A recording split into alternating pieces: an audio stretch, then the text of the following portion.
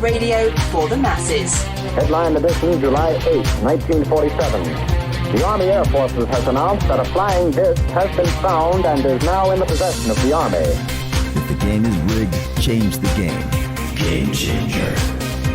I occasionally think how quickly our differences worldwide would vanish if we were facing an alien threat from outside this world. This is Fade to Black with your host, Jimmy Church, on the Game Changer Radio Network and KGRA, the Global Radio Alliance. I need your help to get to the year 1985. You're listening to Fade to Black with Jimmy Church on the Game Changer Network.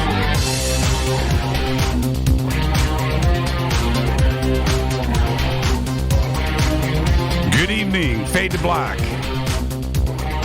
Bespoke Radio. For the masses. Yeah, man. That's right, it's Thursday. Thursday, December 13th, 2018. 347 days into the new year. Just 18 days left. We are live. We are live from a bunker somewhere in the middle of beautiful downtown Burbank, California. And I would like to welcome everybody listening all around the world, all across the United States. Hither and thither, to and fro, back and forth, up and down, east and west, north and south, far and near. This is Fade to Black for KJCR, the Game Changer Network, and KGRA, the planet. I am your host, Jimmy Church. What is cracking, everybody? How you doing? December 13th. 12 days, man. How you doing?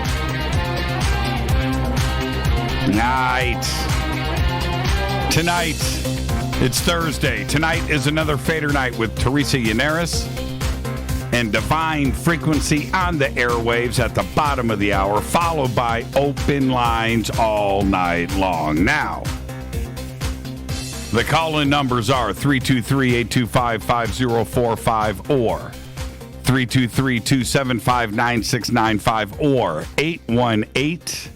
818-921-6929. All right, so there you go. Now, on stellar.com, you can go find us there. And if you haven't, that is the latest and greatest social media platform built for us and this community, on stellar.com. Get over there, sign up, register, and start participating with the community. And send me a friend request. You can message me there on stellar.com. Twitter is at JChurchRadio. Simple, at JChurchRadio. Facebook, you know what to do there. The links for our Facebook radio page are at jimmychurchradio.com. I don't even know what it is. I think it might be Fade to Black. I don't know. Or it's Jimmy Church Radio, one of the two. And, of course, YouTube. All right? Everything is easy to find. It's right there at the website, jimmychurchradio.com. But Twitter is where I hang out. Well, I hang out, in the chat rooms and stuff, but I haven't done that in a while. Should I do it right now? Watch this. Live on the air. Good evening, everyone. Boom. See? I hang out in the chat rooms. Here you go. Twitter is at JChurchRadio. Now, hashtag F2B is the sandbox. It's where I hang out, and it's running right in front of me, and it's in real time. So hashtag F2B, come over and join in on the conversation. It goes on live all night long. We do thousands of tweets, and all of the Fadernauts are there. So go and enjoy the conversation. And if you have any questions or comments tonight during the show, post it right there. I will answer it. Hashtag F2BQ. No. I might answer it. Man, phones are lighting up already. Everybody chill. I'll open up the phone lines. It's going to be a while. We got to get Teresa on the show first, then we'll open up the phone lines. Okay, so there you go. An email, it's simple, Jimmy@jimmychurchradio.com. Lots of breaking news today, and I want to set this off. Oh, also, I want to remind everybody, the conversation tonight, I would love for us to talk about who has influenced you. We had a very dynamic week on the show. Monday night, Billy Carson was here. Huge influence on the community. Tuesday night, Carrie Cassidy was here. Another huge influence on this community for so long and continues to do so. And last night, Tyler Glockner here from Secure Team. And a huge influence, another fresh face on this community. Huge, right? And I would like to talk about this tonight. Who is influencing you? Who has influenced you? Let's talk about that. And I'm going to open up the phone lines in a little bit, and we'll take the conversation there. Okay? It doesn't have to be there, but I do want to hear from you. And the audience is going to hear from you, who has influenced you, and you may help somebody else on their journey and allow somebody to go, whoa, that's interesting. I haven't thought about that person. Boom. And you may help somebody else out. So think about that. Okay, so there you go. But if you've had any sightings, if there's anything that you want to talk about, that's what we do on Thursday nights. All right, let me get to the breaking news. Virgin Galactic's supersonic space plane soared into the upper reaches of Earth atmosphere today for a milestone of a test flight. The company is not far off from sending tourists into space. The rocket-powered plane, the VSS Unity, was flown to a maximum altitude of, check this, 51.4 miles. That's right. That surpasses the 50-mile mark that the U.S. government recognizes as the edge of space. The test flight took off from the Mojave Air and Space Port right up the road here from the bunker here in Burbank. At 7:11 a.m. this morning Pacific time. Now, Richard Branson is saying right now that they will have their first passengers in space up there by Christmas. That's right. Today's the 13th. They have 600 seats pre-sold at $250,000 a pop. All right. I don't have a calculator in front of me. FADERNIGHT. What is 600 times $250,000? How much money are we talking here? Man, that's a lot of do-re-mi, isn't it? All right. The other breaking news today, and it's big stuff. Are you ready? The Rock and Roll Hall of Fame has officially announced next year's inductees.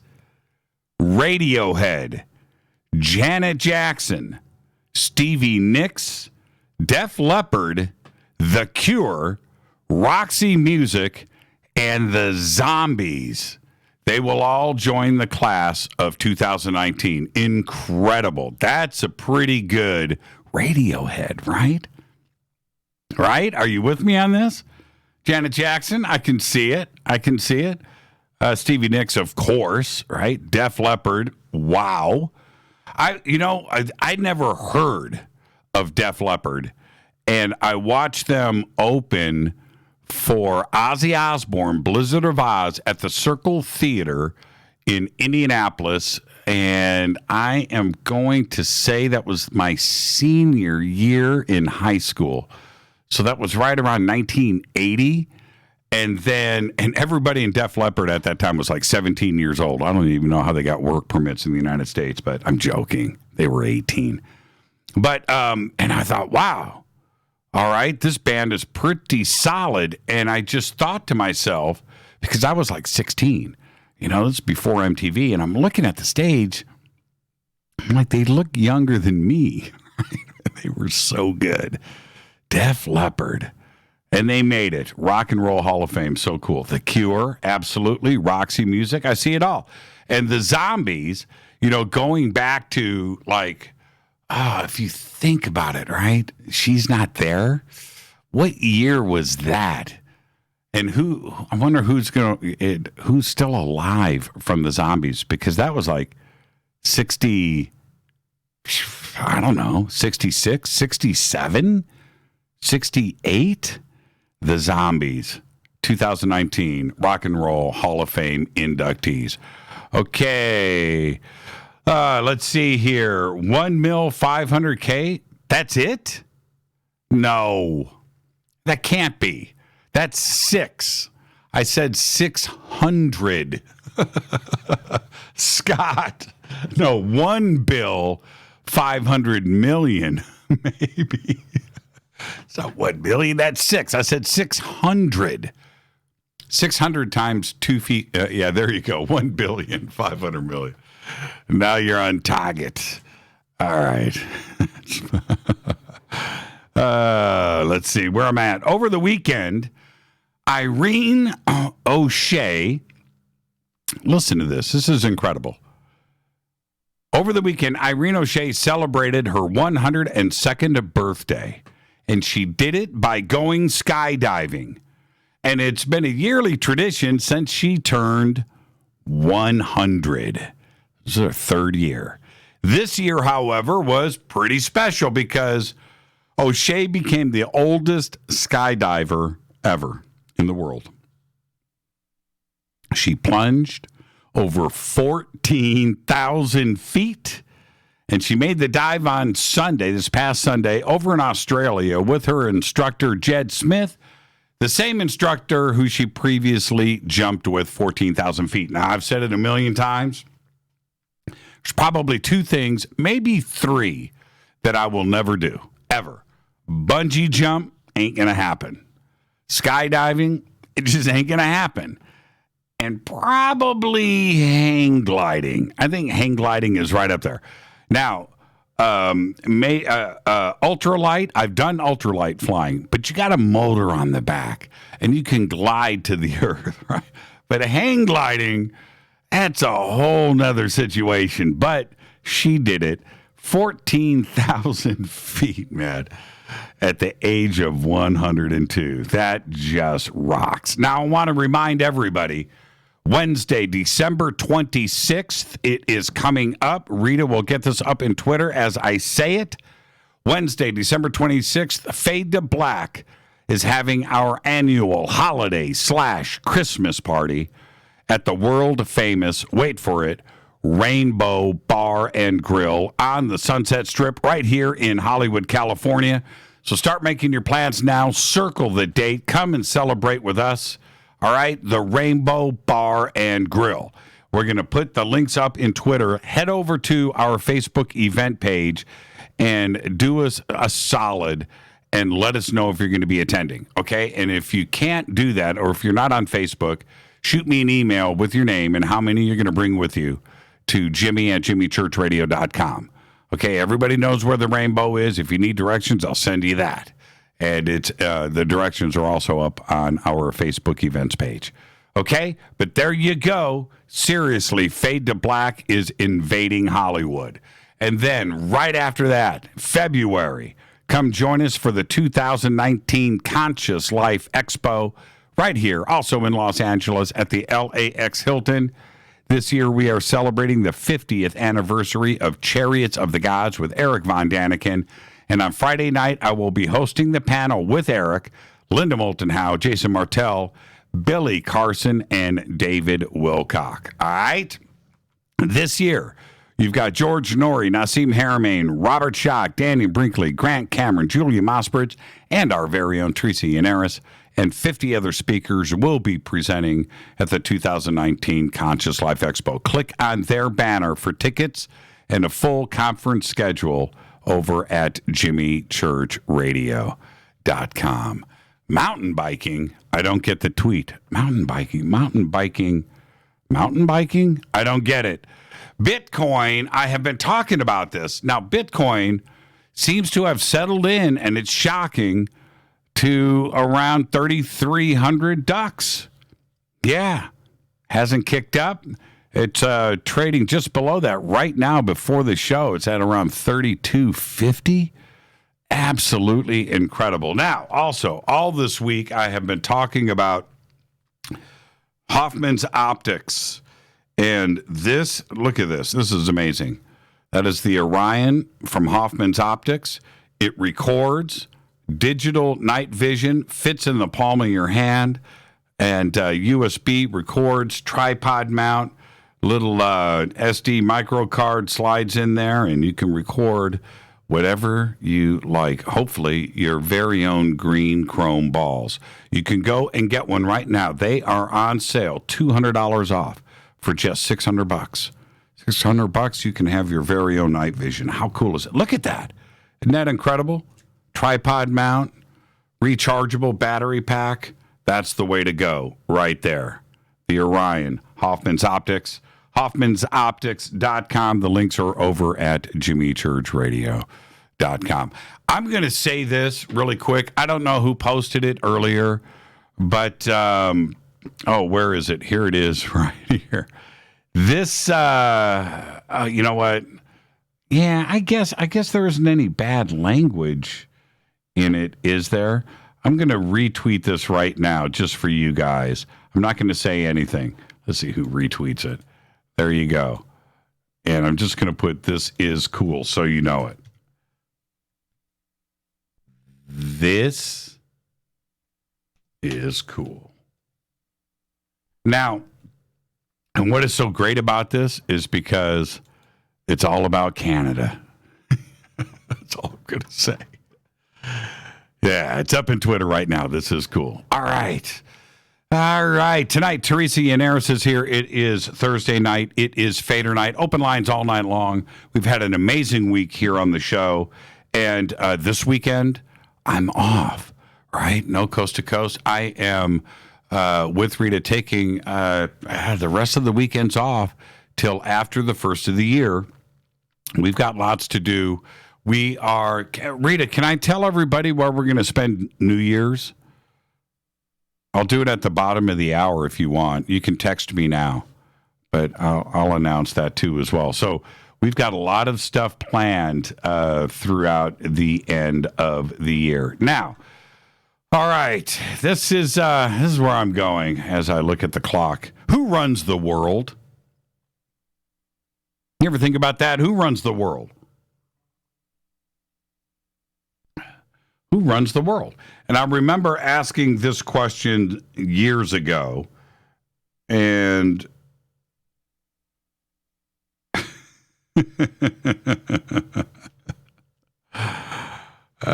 Rita, but you didn't answer the question. You didn't answer it. She told me to just continue doing this show. Who runs the world? Who? I remember asking this question years ago, and I tried to figure it out. And I would also ask some of the big names in research, the same question. And I never got a straight answer. And I wanted to know, the Illuminati, the cabal, right? The families, who is running the world? And one thing is for sure, though, and at those levels of power and money, we'll probably never know. It's a zone and a world that we know absolutely nothing about. And trust me on that. This exclusive club has been running things for centuries or longer. And there are families out there whose names you've never heard of. Seriously. With a real grip on things, all things. Because at that level, they can do whatever they want, and including keeping their names out of it. It's just the way that it is. But that isn't what is most interesting. It's not. Think about it.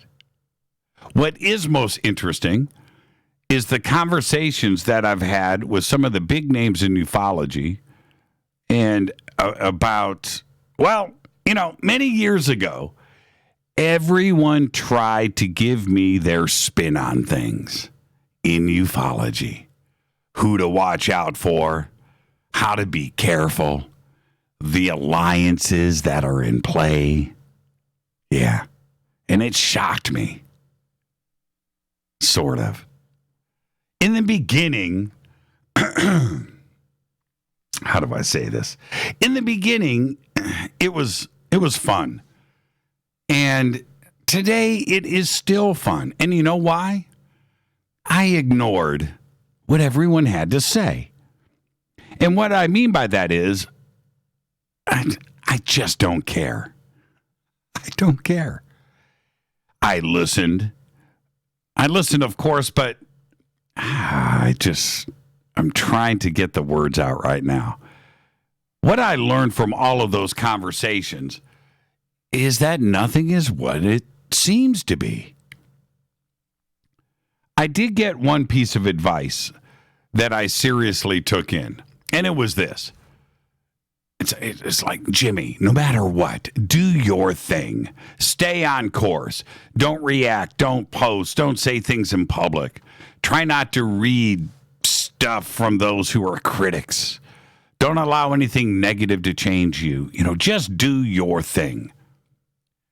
It's the best of advice I've ever gotten. So I've done just that. I just do my thing.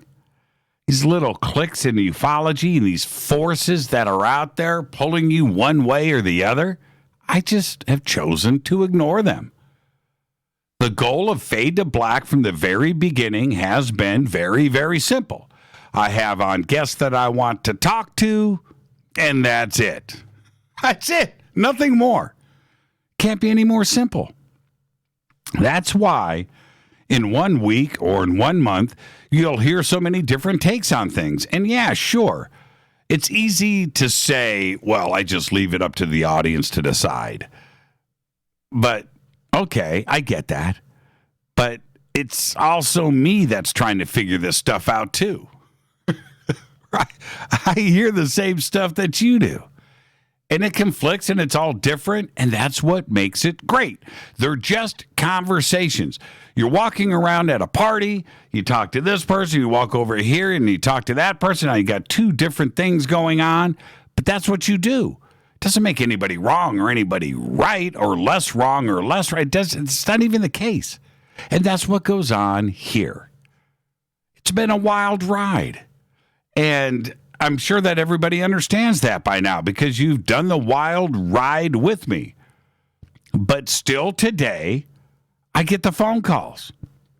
Different sides are trying to pull me this way or that. And I'm not kidding about this, but I don't buy into it. And for the most part, they have given up. They know that I'm just doing my thing. I'll give you an example because right now I know that you're saying, well, you know what? Okay, that's all great, Jimmy, but give us something. Okay. A few years ago, someone tried to tell me, now follow me here. Listen. A few years ago, someone tried to tell me that they were at lunch with some people in ufology, and the conversation was about the CIA and the Pentagon, and that they needed to be aware that this person and that person was not to be trusted, and that later that month, they were at a party, and they were hanging out with other known agents. And they were the ones warning this person who was on the phone with me not to trust anybody else. And now and it's just like nuts, right? So right now you're thinking to yourself that this is about you can't trust anybody. And it is. But the very next day, and this is how whack ufology is, the very next day I get another phone call from somebody else. And in that conversation, this person says, you can't trust so-and-so. They're working with the CIA.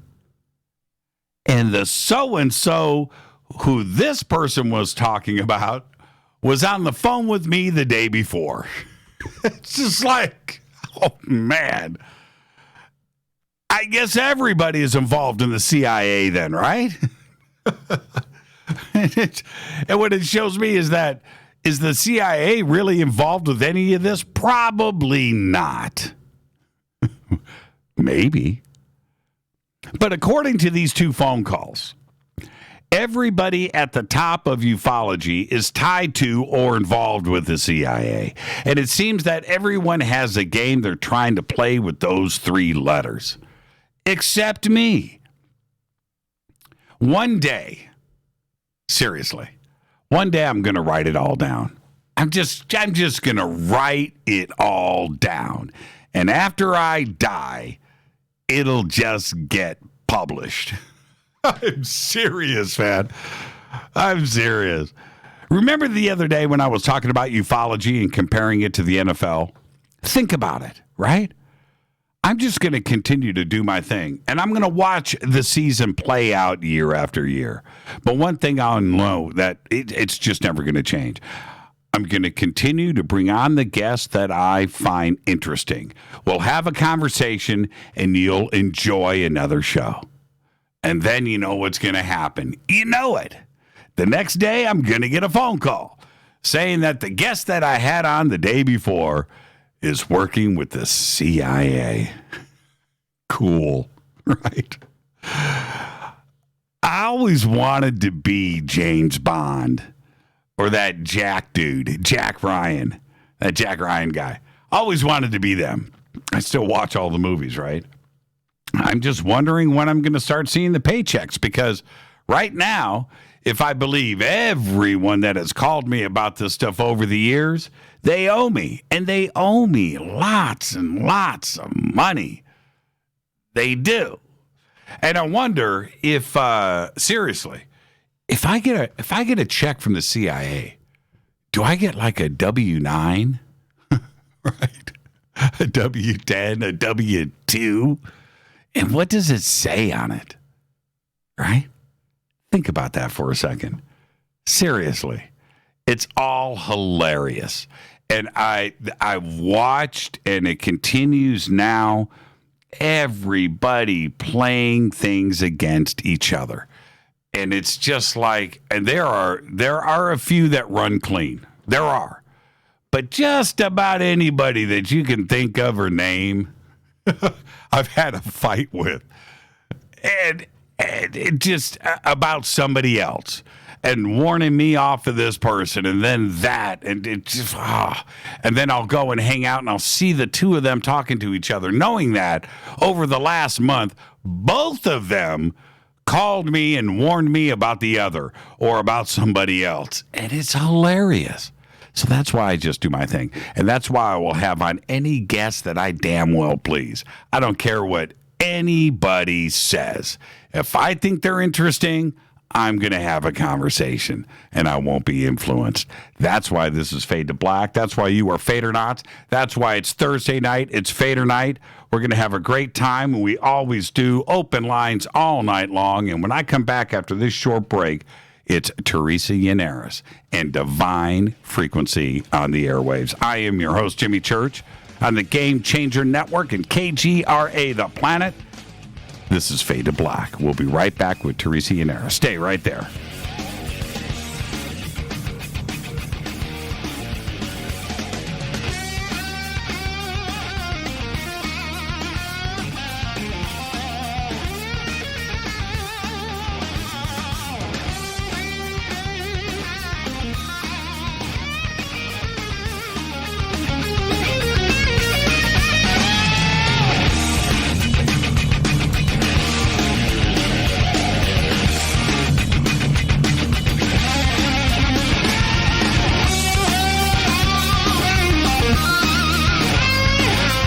This is Nicole Church, daughter of you-know-who, and you're listening to Fade to Black on JimmyChurchRadio.com and the Game Changer Network.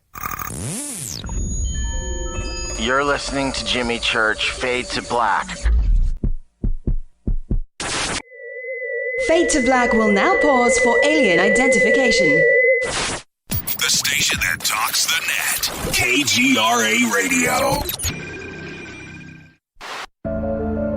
When you take the beans from Central America with dashes of Indonesian and African mixed in and then roast it to the dark side of Fade to Black, you create the ultimate brew of fringe.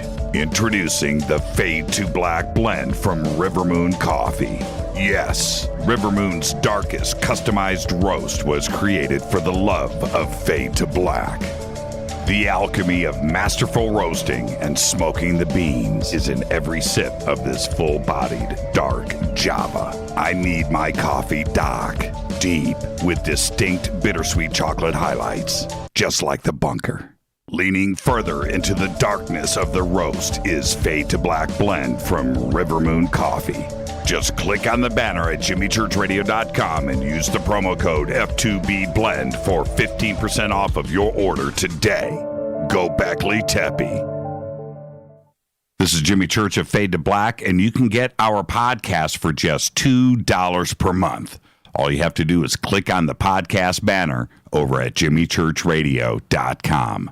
Hi, folks. It's a holiday season with hope in the air. Things to look forward to and no time for despair. Health can be a challenge, and so can the mail. So Get the Tea wants to help you by giving you a sale. Buy 2 months of Super Tea and get 1 month for free. No limit. That's buy 2 months of Super Tea and get 1 month free. That's a savings of $35. Where? GetTheTea.com. That's GetTheTea.com. Scroll down on the front page and find the Buy 2, Get 1 free ad. Click it and save. Orders over $100 get free shipping. Send the gift of life.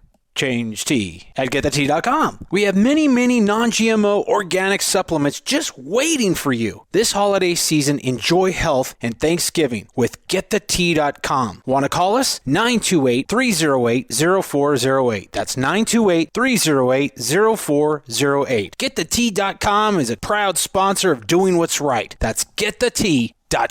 9 out of 10 geneticists agree. Fade to Black is not your father's radio show on the Game Changer Radio Network and KGRA, The Planet. Do you want to lose weight but have no idea where to begin? The Fast Start Diet, a 3-day weight loss plan, is the answer. 3 days of nutritionally balanced, calorie-restricted meals delivered right to your door. No shopping, no measuring, and no cooking. Everything is prepared for you and ready to eat at home or on the go. The Fast Start Diet has all the amazing benefits of intermittent fasting without starving. We've helped thousands of people who have struggled to reach their weight loss goals. Isn't it time we helped you? With the Fast Start Diet, you'll lose weight and feel great. Find Fast Start Diet on Amazon or go to faststartdiet.com and use promo code TALK to get 10% off your first box. And as a special bonus, Fast Start will include their #1 rated Lipo3 appetite suppressant spray free with your order. This is Jimmy Church. And whatever your diet plans are, do what I did. Go to faststartdiet.com. Hi, this is Rob Reiner from Anvil, and you're listening to JimmyChurchRadio.com. What's up? I'm Chris. What up? This is Kyle Massey, and you're listening to Jimmy Church Radio.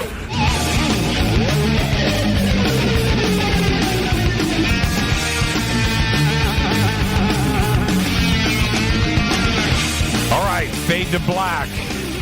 And now it is time for author, teacher, and host Teresa Generis and Divine Frequency on the Airwaves. Take it away, Teresa. Hi, this is Teresa Generis at Divine Frequency. Thank you, Jimmy. Thank you, Rita. Thank you, FADERNIGHts. I know, y'all, it's almost the weekend. We are almost there. One more day. I know you're probably thinking, oh man, my boss assigned me this grueling project due next week. I should be in bed so I could get a head start tomorrow. But you know what? You know what I say to that, guys? Sounds like a problem for future Teresa. You can have that one. That one's free. It's time to party. You guys are tuning into On the Airwaves radio. The times have changed and the tides have shifted. Let's ride the airwaves. There's a mermaid song for you, y'all. This show is packed with high energy mediatainment live. For those of you who know me, I've got a lot of energy and nope, that's not the coffee, my friends. That's just me all the time. Got a story for you there. One time I took a flight at 5 o'clock in the morning. I showed up at the airport and the TSA agent told me that she hated me. That happened. That's a true story. Apparently, I'm a little bit too peppy, got a little too much pep in my step for the TSA at 5 o'clock in the morning, but that's okay.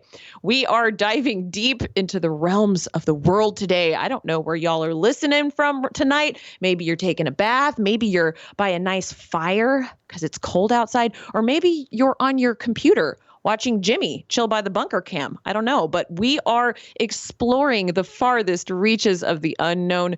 We are leaving no ocean unexplored. You can join me on Thursdays at 7:30 p.m. Pacific time for deeper perspectives on a vast array of news media topics from current events to popular culture.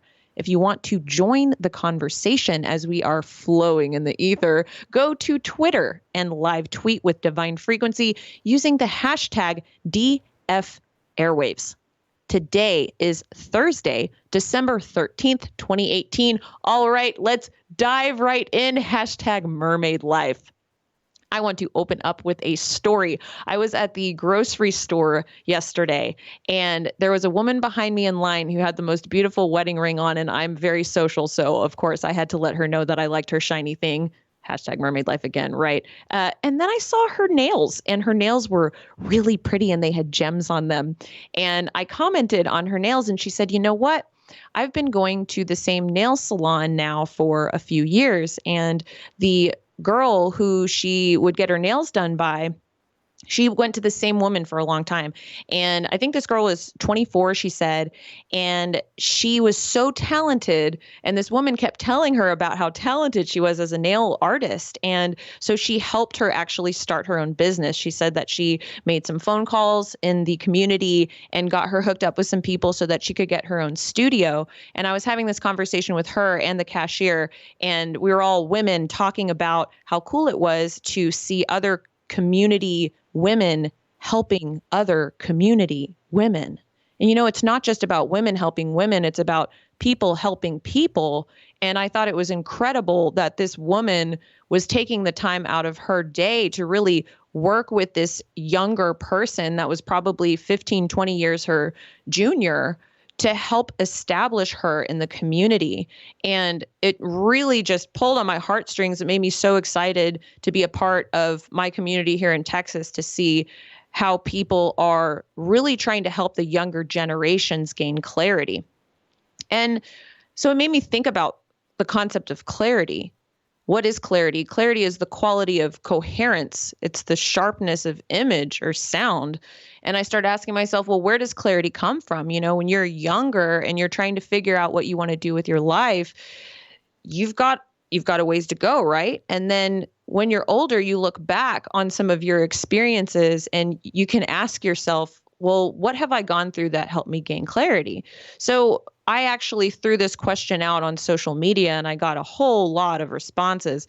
And a lot of them ranged from light, love, cosmic consciousness, a lot of that positive feedback. And then something I was thinking about was clarity is also gained through pain and turmoil and even abuse or darkness, because sometimes when you experience an intense transition period or some kind of dark period, things in your past, they come into sharper focus as they pass further behind you. You know, they say hindsight is 20/20, and my sister says sometimes it's more like 2015 or 2010, right? So I think that in some circumstances, in some ways, being conscious in the moment, I know that I talk about that a lot, trying to be aware of your surroundings, sometimes it only gets you so far, right? Because when you're going through something hard, you're not having the greatest amount of clarity in those moments, which is okay. Sometimes it turns out that it takes some time to actually contextualize what it is you have gone through, and that deep reflection period comes afterwards. So I just wanted to throw this out there. For those of you going through a hard time right now, maybe you're going through a transition, maybe you're trying to figure out what's next for you, like this girl who got help from the community and now she has this nail salon. So it's okay to feel low, though. It's okay to take time to yourself to just be. In our culture, I feel like we push ourselves so hard to be constantly acting and doing. And it's okay to take it easy and give yourself time to process what you're going through. And this helps you learn more about yourself. So I just wanted to drop that story on y'all to start off with. And then I would like to shift and talk about some news items. So Barbara Booth of CNBC reported December 13th, 2018, that researchers are turning bumblebees into live drones. I don't know if you guys have heard of this story, but if you think about it, drones, I don't know if you guys have ever used a drone before, but the batteries are really heavy. The drones are really heavy. They don't really last very long in the air. Sometimes the batteries only last like 20 minutes. They're really fun to use, though. If you haven't seen anything about drones, go on YouTube and look for drone racing. You're welcome. You will go down a YouTube rabbit hole. It's really fun to watch those videos. But these researchers have actually created drones the size of insects. So researchers from the University of Washington attached wireless sensors onto the backs of bees. And they're using this for agricultural research. So the bees are going around pollinating, coming back to the hive. And when they come back to the hive, that's when the batteries are recharged on the drone that's on top of the bee. So I was thinking about this. It's very cool. But at the same time, I started wondering about electromagnetic waves because humans are bombarded by electromagnetic waves. I know that I feel better when I'm out in nature and I'm distancing myself from electronics. And so I started wondering, well, if we start to attach sensors to all kinds of flying animals and just animals in general, are we putting all of the living beings on this planet at risk? And so I did a little bit of research on this, and I found on the National Center for Biotechnology Information website, I found a paper called Assessment of the Possible Health Effects of Ground Wave Emergency Network. And the 6th section of the paper was called Effects of Electromagnetic Fields on Organs and Tissues. And this was published by the National Research Council Committee on Assessment of the Possible Health Effects of Ground Wave Emergency Network. And that's GWEN. This was published in 1993. So one of the things that I found here was that the effects that this is from the paper, the effects of RF radiation are unlikely to occur at the power densities and absorbed energies associated with GWEN fields. So that was one thing I found. But then I went to cancer.gov and I looked up about exposure to Wi-Fi. So this is on their website.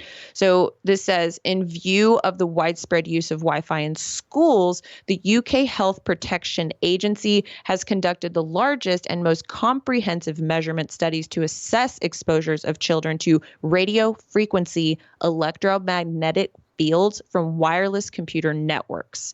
This agency concluded that radio frequency exposures were well below recommended maximum levels and that there was no reason why Wi-Fi should not continue to be used in schools and in other places. So that was another article that I found.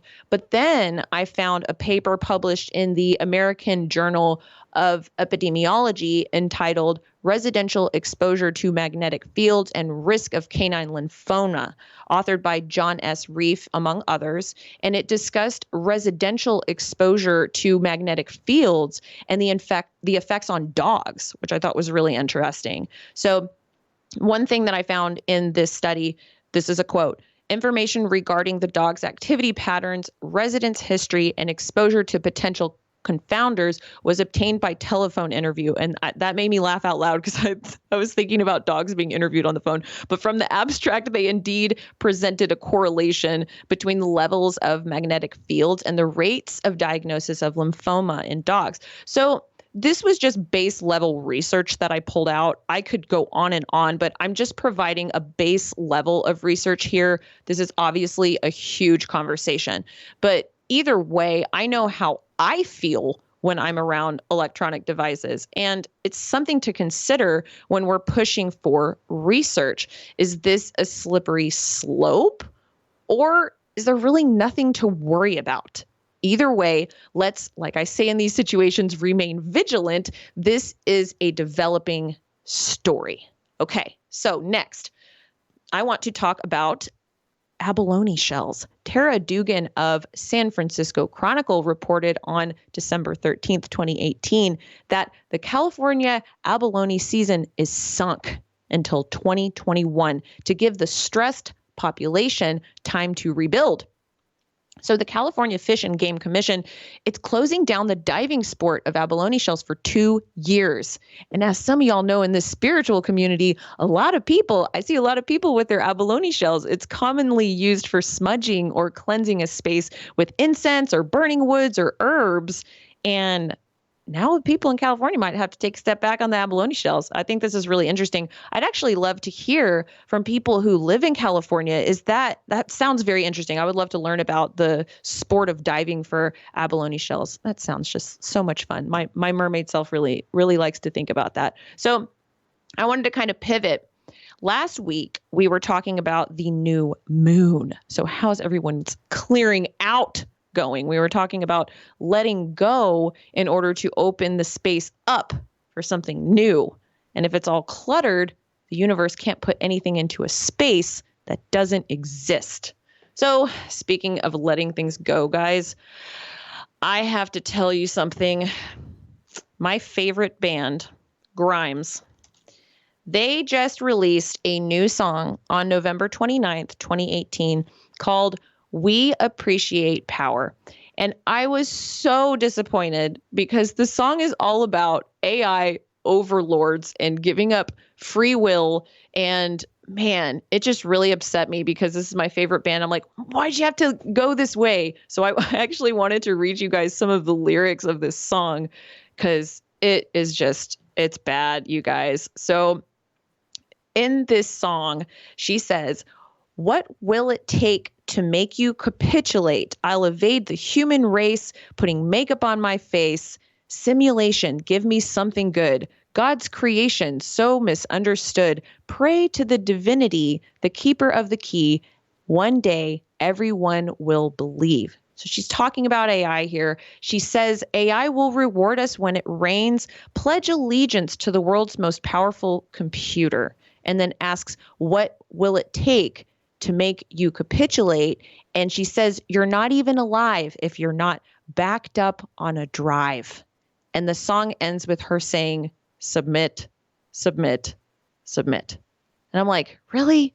Why'd you got to go that way, Grimes? Just why? When you think about it, why in the world would you want to upload your self, your consciousness to a computer so you could live forever? I know this is kind of a topic that everybody has different opinions on, but to me, I think about the concept of hell, and I know some people don't believe in hell, but talking about it it sort of sounds synonymous for me when you think about this eternity that just goes on and on and on forever. If your mind is uploaded to a drive and you're just a computer, just sounds like an eternity of sadness. I don't know. I really like being human. I like appreciating the human experience and the divinity that we're having here.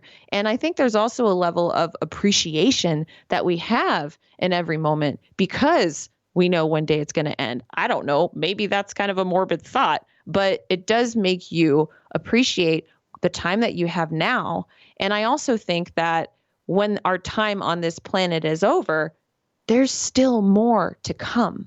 And I think that maybe for some people that don't believe that there's something more to come, maybe that would be a motivating factor to make them want to upload themselves onto a computer. When you start thinking about that and you start philosophizing about that, you have to start asking, well, what are the person's belief systems? Why would they even want to do something like that? So then it started making me think about what responsibility do we have to our content that we're publishing? And the reason why I say this is because Grimes is a content creator who I greatly respect. She's awesome. And then she comes out with this song and I'm thinking, okay, I'm an author and I get it. I went to college. You can't always mistake the author for the narrator, right? There's that concept. But when you're looking at musical artists, I don't know. Can you mistake the narrator or the words in the song for what the artist believes? Maybe, maybe not.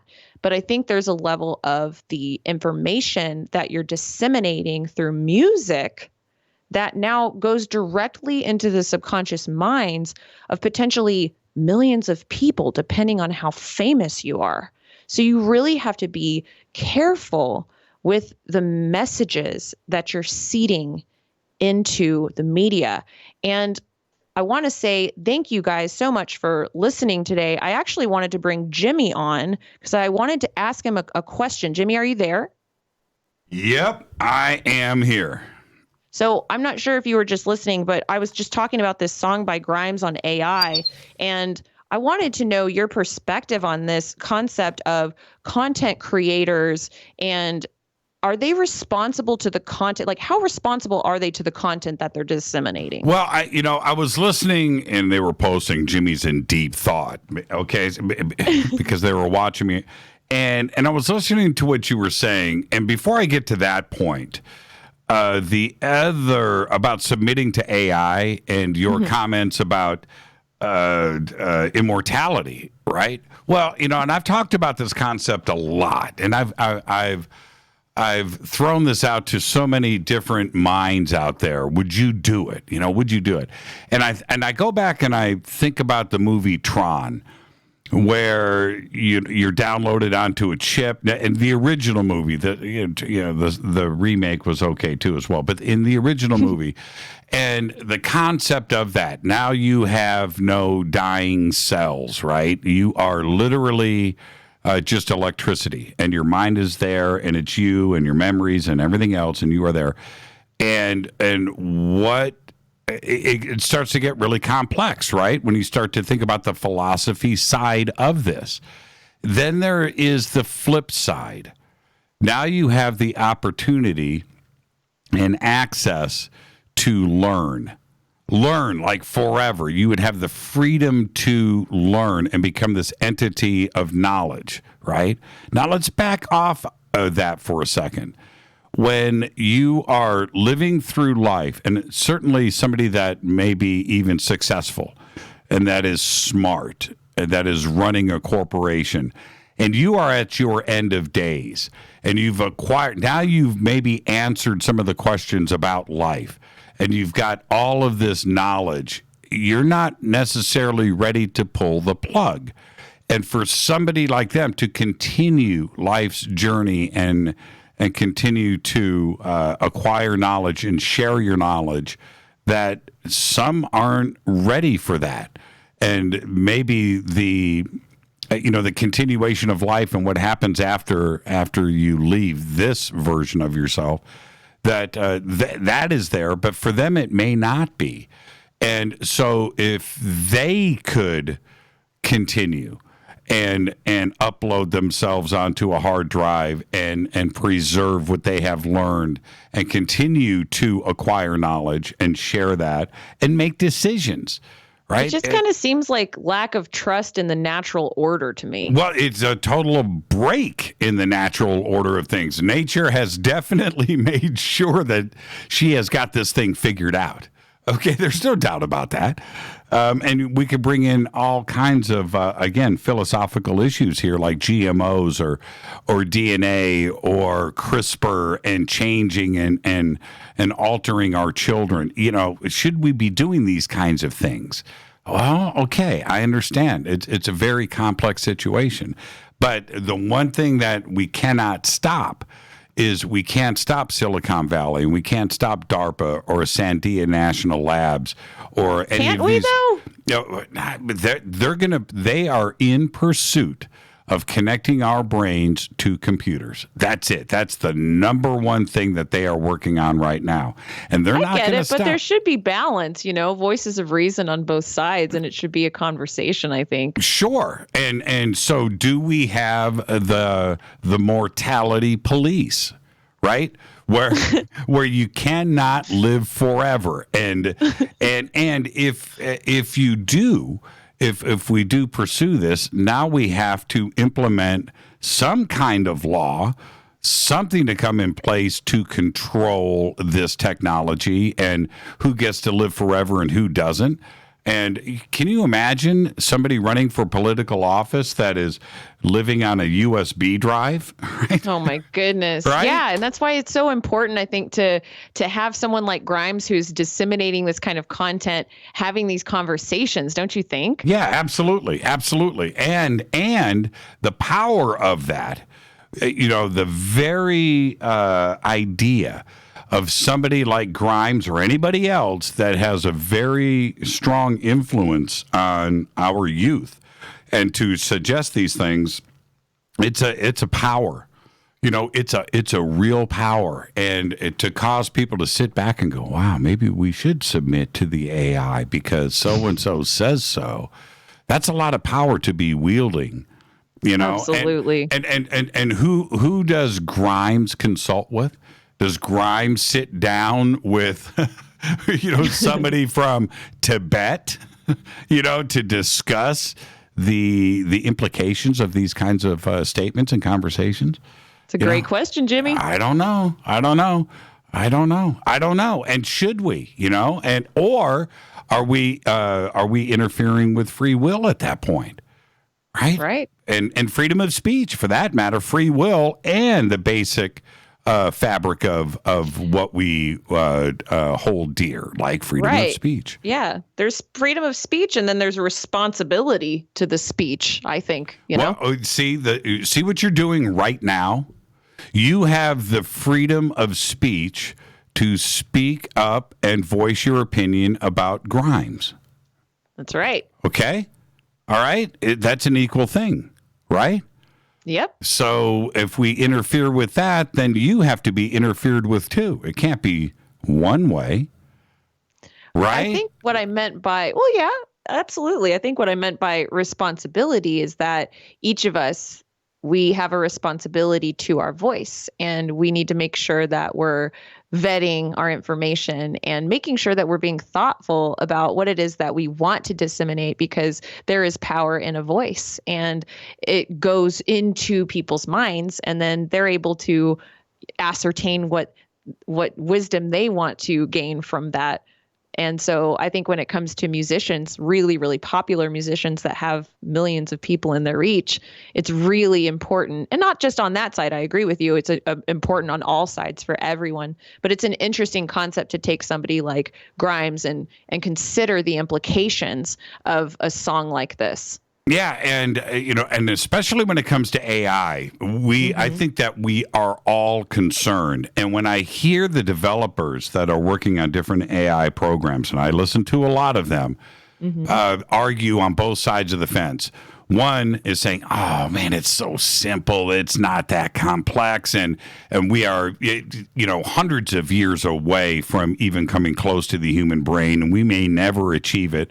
And then I've got other researchers and engineers in AI that are going, you know what, man, we got this figured out right now. So I don't know who to believe, but they are all pursuing it. They are all working on it. That compartmentalization. Oh man, that neural interface and AI and communication and everything else, that is that right now, that is the Holy Grail. I just want a portal gun. I just want to be able to shoot a gun at the wall, and then there's a portal, and then I can go wherever I want. I've got one. What? Yeah, of course I have one. Of course I do. Thank you so much, Teresa. Fantastic conversation tonight. Thank you, Jimmy. Have a wonderful night. And we'll see you next week. All right. Bye. Teresa Generis. And now I'm going to open up the phone lines. It's Divine Frequency on the Airwaves. You can follow Teresa right there on Twitter at Teresa Generis. Very simple to do, and all the links are over at jimmychurchradio.com. With that, I'm going to open up the phone lines. It's Thursday night, Fader night. Open lines all night long. 323-825-5045 or 323-275-9695 or 818-921-6929. This is Fade to Black. I'm your host, Jimmy Church. I'll be right back with your phone calls right after this short break. Stay with us.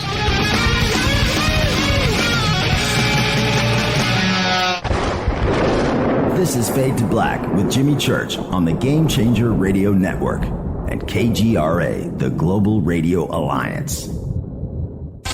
This is KGRA Digital Broadcasting Station, Salt Lake City, Utah, Van Buren, Arkansas.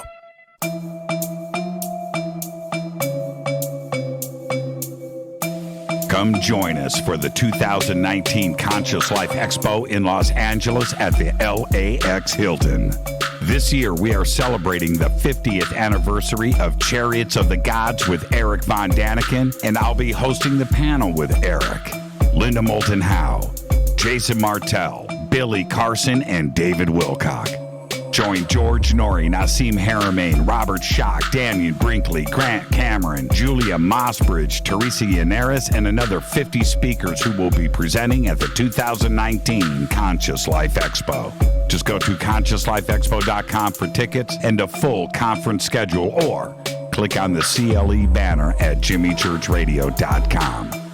Go back, Lee Tappy. Folks, this is very important information. What's to be said about CBD? AncientLifeOil.com. Our CBD is made from hemp and has 0.003 THC, which means this wonderful product won't get you high, no matter what amount you take. What does CBD do for the body? My hands are tied. But you can Google CBD benefits and be astounded. When you're finished reading, you'll want to log on to AncientLifeOil.com. That's AncientLifeOil.com. and purchase. Life is good when you feel good. People are tired of pain. People are asking for non-GMO organic products to help them with, you fill in the blank. Legal in 49 states, and again, our CBD is made from hemp. Ancient Life Oil is about helping people one by one by one. If you wonder how good the product is, the CEO takes it every day without miss. AncientLifeOil.com. That's AncientLifeOil.com. Have a great day. You're listening to my main man, Jimmy Church, on JimmyChurchRadio.com. Hi, this is Ray Hobbs here, repping the planet, and you're listening to my good friend, Jimmy Church, Fade to Black, on the Game Changer Network and the KGRA Digital Broadcast Station. This is Toby Kebbell. You're listening to JimmyChurchRadio.com. Don't hurt me, Jimmy. I'm only little. Hey, I'm Adrian Grenier. And this is Ari Gold. We're the Honey Brothers. Yes. We're of the Honey Brothers. Hey, I'm Adrian Grenier. And I'm Ari Gold. We're the Honey Brothers. And you're listening to Jimmy Church. The Revolution. Reclaim your active lifestyle with Angioprim. Angioprim is the original liquid oral chelation supplement. Chelation helps remove toxins, heavy metals, and cholesterol in your veins and arteries that can cause blockages. Scientific research proves the active ingredient in Angioprim has superior oral chelation action that helps promote cardiovascular health. Find out more. Go to angioprim.com. Talk to a trained consultant by calling Angioprim toll-free 877-882-7221. This is Jimmy Church of Fade to Black, and you can become an official FADERNIGHT by just going to our membership section at JimmyChurchRadio.com. Hey, it's Grace. Can we talk about something serious for a minute? Your age. Getting old has its perks. But remember, being a few years younger, you know, your hair was thicker, you didn't have so many wrinkles, that extra weight wasn't haunting you, and you just felt better. Well, we can't turn back the clocks and go back 10 or 15 years, but you can start feeling and looking 10 or 15 years younger with Nature's Youth RSF. It's a doctor-formulated daily supplement that helps your body maintain its peak performance and fight the aging process. Imagine sleeping better, looking better, and feeling better. See how Nature's Youth RSF has helped thousands of people just like you at nature'syouth.com. nature'syouth.com. Imagine how it will feel when your family and friends are asking you what you did to look so good. Your secret will be Nature's Youth RSF. It's time to start looking better and feeling better. Learn more and order your Nature's Youth RSF at nature'syouth.com. That's nature'syouth.com. That's nature'syouth.com. Hello, this is Serena Wright Taylor from Conscious Life Expo, and you're listening to Fade to Black with Jimmy Church, who holds the Lucky Pony record for the best astrological chart since 1963. True story. This is Micah Hanks of the Gralien Report, and you're listening to Jimmy Church on Fade to Black, across the globe on the Game Changer Radio Network and the one and only KGRA Radio, The Planet.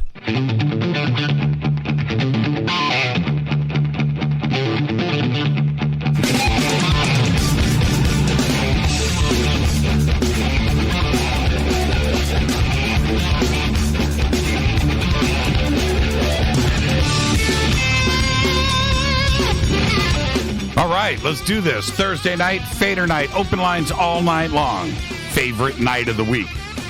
And that says a lot after the week that we had here on Fade to Black. Influencer Week. Monday night, Billy Carson. Tuesday night, Carrie Cassidy. Last night, Tyler Glockner was here from Secure Team. Influencer Week. Tonight, Teresa Generis. And so let's have those conversations tonight. The phone lines are 323-825-5045 or 323-275-9695 or 818-921-6929. Open lines all night long.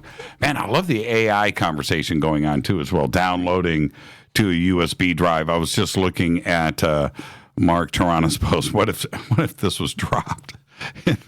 Forgotten in a drawer. And I was just thinking to myself, I was in my kitchen over at the house, and we have 2 junk drawers in the kitchen that you can't even open, right? They're just stuffed.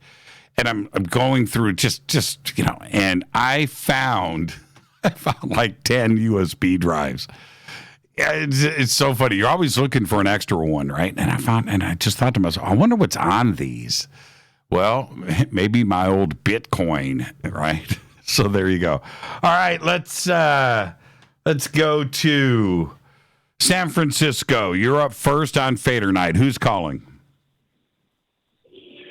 Jimmy Church. It's the one and only John and Ricardo. How are you, man? Hey, man, I'm doing good. Hey, keeping a little balance here. Can you pull me off a speaker?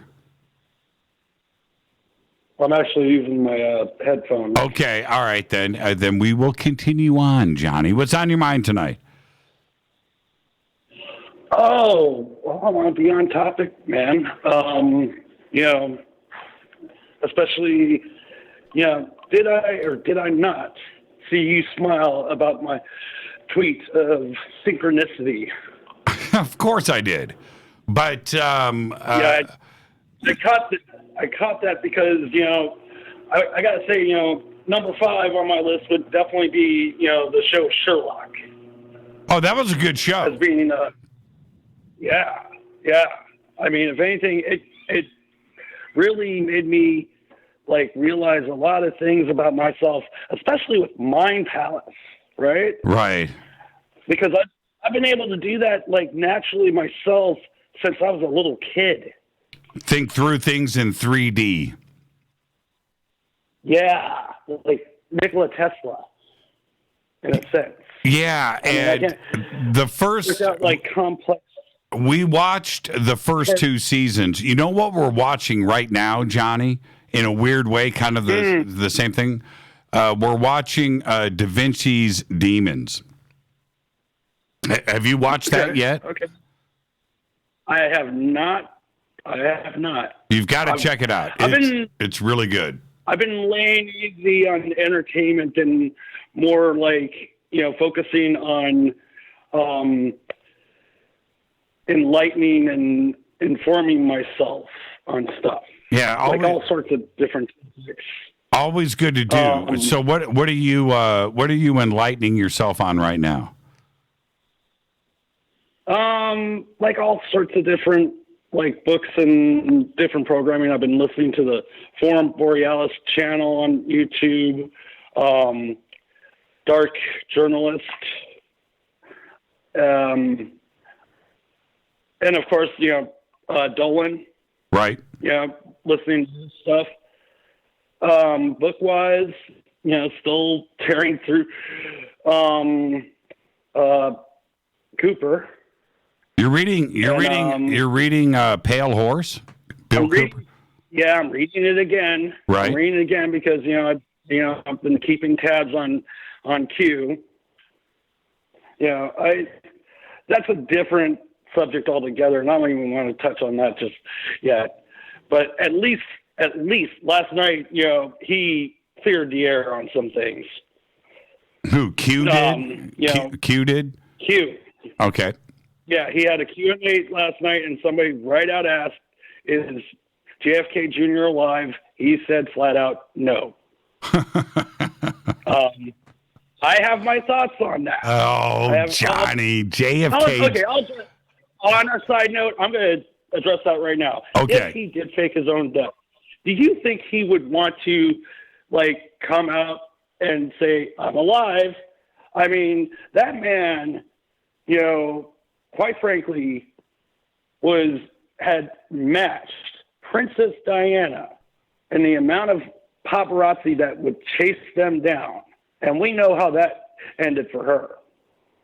And do you think he'd really want to come back out to that? Yeah, well, of course not. Of course not. But, geez. If he faked his own death, if he did that, you would never hear from him again. That is the end of the story. That's it. That's it. Yep.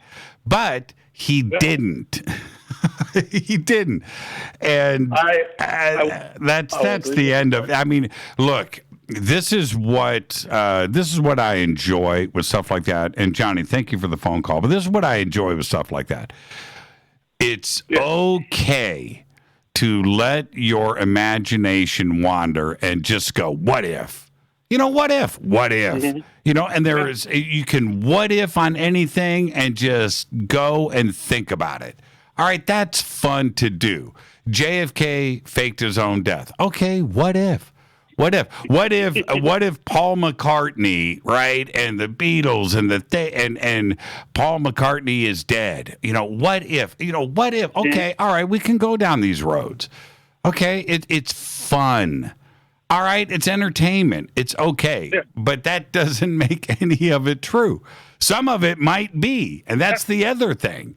You know, so it's entertainment. Yeah. That's what it is, and it's nothing more. Just like, look, I remember when Wilcock and I were talking about QAnon last month, and look, okay, he's got his stats, he's got his reasons for thinking that QAnon is real, or quite possibly. A big chunk of it is based in reality. Okay, he's got his own reasons for doing that. Great. That I don't. But the success of all of QAnon is exactly what I'm talking about right here. What if? Right? I mean, what if? Everybody's got their different take on it. And there may be kernels of it that are true. I don't know. I don't follow it. I just don't. I don't have the time to do it. But I know that there are a lot of people that do. Yeah, I promised my roommate I would, stop today. Let's move on from that. I would at least, say, to touch on what you were saying. There was a quote by Albert Einstein about intelligence and imagination, just reinforcing each other, I think. Mm-hmm. I don't remember the exact quote, but it was, it really made a lot of sense that, yes, intelligence is nothing without imagination. Well, that's 100%. Something like that. Yeah, that's exactly 100% right. Johnny, thank you for the phone call, my friend, and enjoy your weekend. Can I at least name off the other few influences on my life? I want to say real world, like the top three. Yes. George Lucas. Yep. Martin Luther King Jr. Yep. The original Professor X. And my own father. There you go. My own father, he got me, like, at least paying attention to what's happening in the world. And to at least, have some sort of, like, small part in it. That's exactly right, Johnny. He volunteered to go to Spain for the Spanish Civil War way back in the 30s, man. And that was before the Second World War, or at least before we got into it. Right. But yeah, I'll let you let me go and stuff. It was great talking with you, brother. I hope I can make it down for the Christmas party. Yeah, I sincerely do. I would love to see you there, Johnny. And like I said, have a great, safe, fun weekend. You too, man. Take it easy. Yeah, thank you so much. 3 great choices for influencers. You can't argue with any of that. That's spot on the money. All right, let's go to area code 408. You're up next. Hi, Jimmy. It's Deb from Sacramento. Hi, Deb. How are you? Good, Jimmy. Happy Thursday. Happy Thursday. What's cracking? I have to say that Carrie Cassidy interview was off the hook this week, and she just brought the goods, and it was pure entertainment. And I know she believed everything she was saying, and it may be true. Anything's possible. But my jaw dropped a few times. I was like, holy crap. Mm-hmm. So, good stuff. Good stuff. As far as who's influenced me, I could give you a top 10 list, but I have to say, I'm going to take a left turn and say you have.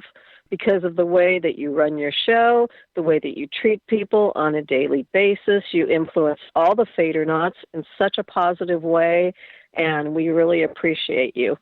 Oh, thank you for that, Deb. That's cool. That's cool. I mean, that's cool. That's cool. Yeah. That's great. That's great. Thank you for that. I mean, that's the last thing I expected, but that's cool. I know. I mean, I could go down, like I said, the list, but every night, you make us feel great. We look forward to the show, and after a hard day's work, you've helped me tune out of all the mainstream crappy TV and news, and I look forward to your show. So I've been able to cut it all out during the week, and it's a blessing. Let me tell you, this community is more spiritual than any church I've ever walked into. Right on. Right on. Yeah. On that positive note, have a good night. You too, Deb. Thank you so much, and behave and be well. Thank you, Jimmy. Have a good weekend. You too. Bye-bye. And that's a great phone call right there. Wow, that's kind of cool. It's kind of cool. Let's go to Colorado Springs. You're up next on Fade to Black. Who's calling? This is Troy. Hi, Troy. How are you? Pretty good. I got a story to tell you. It's all yours, Troy. Go ahead. About 25 years ago, I lived in a tent near Sedona, Arizona. Right. And I had beings come to me. I thought they were aliens, but they were like interdimensional beings. Okay. And I have experiences with them to this day. They don't come and talk to me or anything like that, but they've been in the house invisible. I've had ships come over my house. I've got witnesses. And this all started when I was 18 years old. I'm in my 50s now. So when you were in this tent in Sedona, you were 18? I was around 23, 22 years old. Right. And the climate's so nice in Sedona that I decided to live outside in a tent. Okay, and I was fair a enough. dishwasher at a restaurant. Right. And then one night, I've had experiences all my life since I was 7 years old with UFOs and things. But I knew that they would come to me. And when I moved from California to Sedona, Arizona to paint houses with my uncle, but then I kept telling everybody, I'm going to go have this experience with these alien beings. And everyone's like, cool, great. And then one night it happened, and it was kind of scary. What'd they look like? Did you guys talk? Well, at first I was in my tent, totally conscious, and it was about 3:30 in the morning, and it was there was some people sneaking around my tent, but it's so quiet out there, you can hear somebody approaching you. These guys were just there. And I kept trying to say something like, who is that? And I kind of froze. I was all frozen and Novocaine, numb and tingly all over my body. Mm-hmm. And so I kept listening, and I kept trying to say in an aggressive way, who the hell is that? Who are you? What are you doing around my tent? So eventually I got it out, and I said, I hope you know that I know you're there, and I also hope you know that I'm fully protected. And then everybody stopped walking around. And then the next thing I know it, I see this, like, it looked like a little hand holding this silver type thing. You know how the polyester on the dome tents, they kind of wear out, and the zipper, you zip it closed, but you just push it and the zipper flies open. Mm-hmm. So I just had my door tucked underneath my bedding in there, and the door was wide open. So it was always open, and I see this little, like, silver thing. It looked like an antenna type thing, and I was getting kind of nervous, like, what is that? And then I saw a little part of the hand, and they were just, like, holding it, like, not paying attention. And then the next thing I know it, I see this like, little gray type being sliding in towards me, holding his hands out. And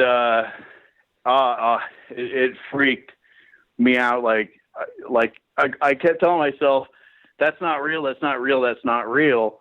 But I could hear the polyester sound of the slide as it was sliding. So I was getting confused, like, I can hear it, but I can't believe it's real. And it was getting closer and closer to me. And I said, okay, goodbye. And I just passed out.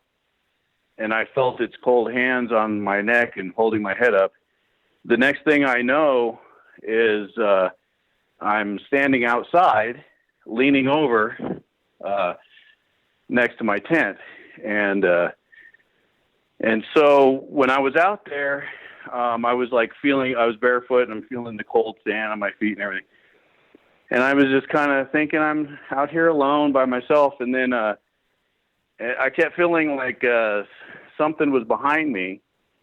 And I said, I'm going to look behind me and see what's going on. And I kept getting this voice in my head like, that's probably not a good idea. But I said, I'm going to do it anyway. So I counted to 3. I go, 1, 2, 3. And I looked over my shoulder, and I saw this 9-foot tall-ish looking like ant head being. And his head was huge, and he had the big black eyes. And you're awake, right? Right, Troy? You're awake. You were standing outside the tent physically.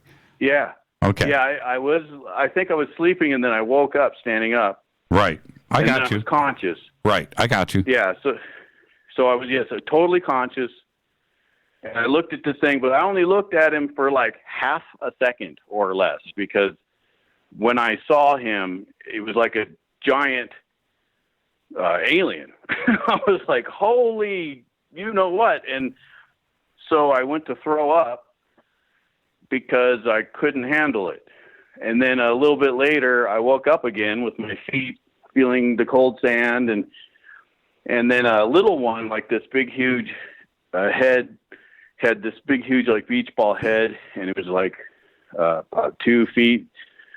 And you know how somebody's like staring at you, and you jerk your head and you look at them, and they go, oh, and like you caught them staring at you or something. Mm-hmm. I kind of did that to this one, and it was in the corner of my eye, and I jerked my head and looked at it, and again I went to throw up because I was like, I can't believe that's there. So I passed out again, but I was standing up when I did this, and I'm a little nervous telling this story. That's okay. It's okay. It's almost like an invasion that was going on. Were there now your tent? Was there anybody else around you? You know, other tents or? No. I was in near Sedona, Arizona, but you're not supposed to live in a tent. So they have the rangers come and get you and give you a ticket for living as a resident in the woods. So I went way out by Long Canyon. Okay. Down Dry Creek Road out there, so away from all the houses and stuff. But this was like, I don't know, 25 years ago, but I still have experiences today, and I have witnesses, and I have a video on my YouTube of one. But what I got and what I remember, and they've even been in the house, like one time. Wait a minute. Hold on, Troy. Now I'm going to be headed towards a break here. You just said you have a YouTube channel where you've got a video posted of one of these beings. UFO. Okay. Okay. My name is all capital letters, Troy's channel. Troy's with channel. Lowercase. Okay. Lowercase s. Okay. We'll get it up there on Twitter. Yeah, it's the video is called "A UFO Flies Across the Sky." But for years, I've been drawing illustrations of my experiences. I got some of it on my YouTube there. You can see I'm an artist. But these guys have been in my house. I have a witness here. But this one had like a respirator on. He's walking around in my room while I was talking to my wife, and I like, and she's like, no. And then it kept going, walking around in different areas of the room. I'm like, did you hear that? She kept saying no. I said, well, I'll just quit saying it then. And then it stood next to her, and she turned around and said, what was that? I'm like, oh, did you hear it this time? So they do this thing where they're in control. They do this thing where if they want you to hear them, they'll let you hear them. If they don't want you to, you can't. Same with the UFOs. They won't. They're in control. They're gonna let anyone see them. I don't know what it is, but what I've gathered is that they live in a singularity, and that they take the DNA from animals from here and create avatars, cloned avatars. And is your channel welcome to the singularity? No, my channel's just Troy's channel. Okay, post it up. I can't find it. Post it up on Twitter so we can get to it. Okay. All right, and I got to take a break here, but put it up on Twitter and post that link too as well to the video because I want to check it out. All right. Yeah. I've had so many sightings of these guys, but yeah, I just wanted. I told so many people, but you know how it is. That you get the giggle factor, and people don't believe me. And I really believe that they use that they're from somewhere else. They're like they use these cloned avatars as puppets, and maybe even people too. Right. So they step in and out of this dimension here, and I think they created this whole Earth, and that our atoms don't touch. We're not really put together, so we're kind of like this holographic, organic design that we're like another version of them. We're like the human race, and they're here to kind of like whatever they're doing. Well, like I said, post the video, and I want to check out your art too as well, Troy. All right. Do I send it to your Twitter? Post it up on Twitter. Yeah, just hashtag F2B so everybody can get to it. All right. Okay. Thank you so much, Troy. All right, thanks a lot. Enjoy your weekend. Yeah, no. You too. Thanks a lot. Troy's channel right there on YouTube. I can't wait to go check it out. All right. I know you guys are going to post the videos right now. This is Fade to Black. I am your host, Jimmy Church, and more of your phone calls are next. It's Thursday night. It's Fader night. Stay with me.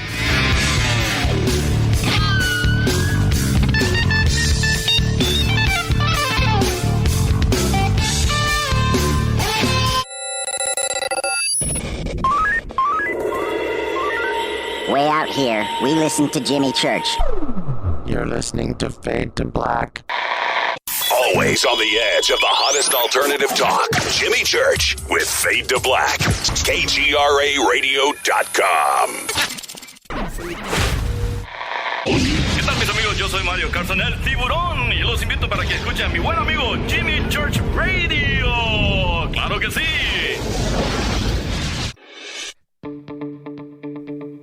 Hurricanes, earthquakes, wildfires. This year we've experienced more than our fair share. This is Jimmy Church of Fade to Black, and last month I decided to make sure my family does not have to worry about food should we get caught in a real emergency situation. Introducing Numana, a healthy, storable product that tastes so good that you'll want to eat it every day instead of just during those times of duress. All Numana products have a 25-year shelf life, are MSG and GMO-free, no preservatives, and are made in America. With the Numana pack in your home, you'll be able to sleep at night knowing that you've protected your family. Not only have I tasted and tested, I own it. Now you can too. Just click on the Numana banner on jimmychurchradio.com and use the promo code Jimmy when you order. In addition to a discount, we'll send you an autographed Fade to Black t-shirt. Seriously, go Beckley Teppy. Do you want to be an official FADERNIGHT? Of course you do. This is Jimmy Church of Fade to Black. Just go to our membership section at jimmychurchradio.com.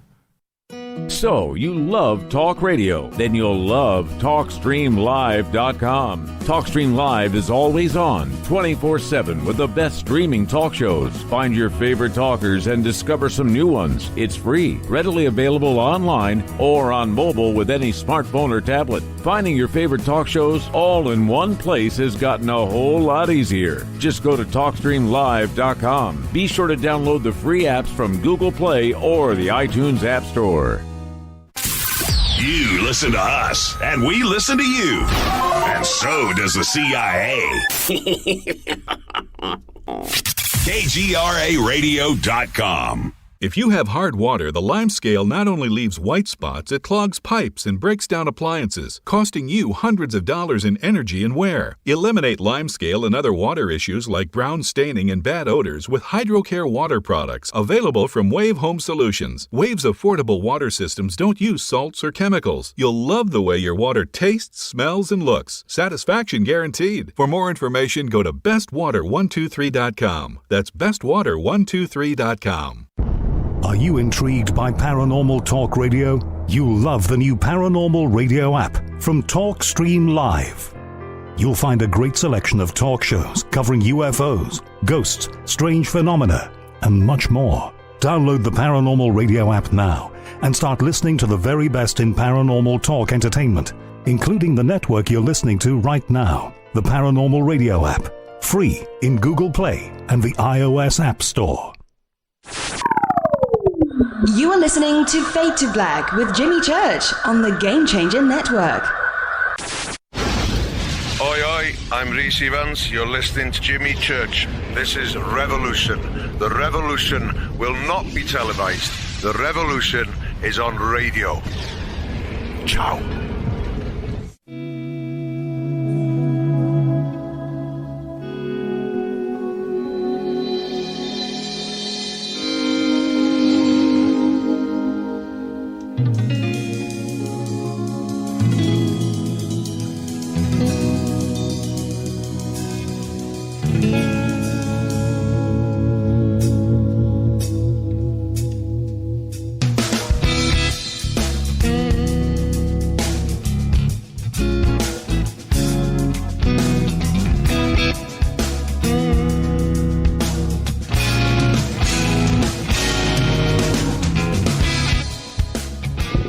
Welcome back, Fade to Black. I'm your host, Jimmy Church. Thursday night, Fader Night.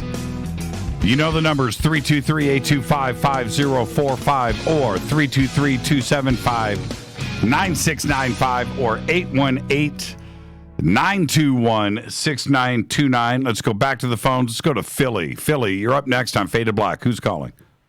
Hey, yo, Jimmy, it's Wally in Philly. How you been? I'm doing good, Wally. How are you? Good. Long time. Sorry, I've been out of touch. Boy, that last guy, boy, that sounded scary. I've never had an encounter or anything, but that was pretty scary. I did find his channel. It's all capitals. Yeah, we got it. Wally, we've got it up here on Twitter, and I'm looking at the video now. But yeah, that's pretty good. That's a pretty good UFO video right there, going right in. Right across the cloud. Wow. Okay, that's pretty cool. Yeah. I wanted to compliment you on Tyler Glockner. That was a great show. So great stuff. I heard about Secure Team and wanted to check it out a few times. Just kind of glanced through it, just in my looking around and stuff, and I really got to drill down deep more into it, because after last night's show, I definitely will be doing that. So thank you for that interview with Tyler. It was great. Yeah, it was pretty cool. He posted his latest video today of the Dragon spacecraft with this thing that cruises right behind it. And it's pretty good. Everybody should go and check it out. It's Tyler's latest video. But in the video, I'm just going to make this really quick. I thought it was a city that was lit up at night, on Earth, cruising by. And that's what I thought at first. And then the Dragon spacecraft uses its thrusters and lights this thing up. And it's crazy, man. I don't know. I don't know what's in the video. And what Tyler says in the video, I think, is very honest, where he goes, it could be something and somebody could figure this out, and then it could all be nothing. But right now, when that thruster lights it up and you can clearly see this craft, this orange-red thing, that's a good capture. So everybody should go check that out. Secure Team. Yeah, I'm not looking at it right now. Is that the one going across the moon? No, this is the Dragon spacecraft. You just have to go into his latest video. He posted it last night. Yeah, because Crow 777, I don't know if you heard of that website. He has a similar picture of this vehicle that's going right across the room, and popping on its thrusters, it's going across. Yeah, I'm going to have to check it out. I did want to bring up the extraterrestrial hypothesis and just start some type of conversation on it, because doing this, just listening to Art Bell going way back, started reading books in the 80s and whatever, and it just seems to me that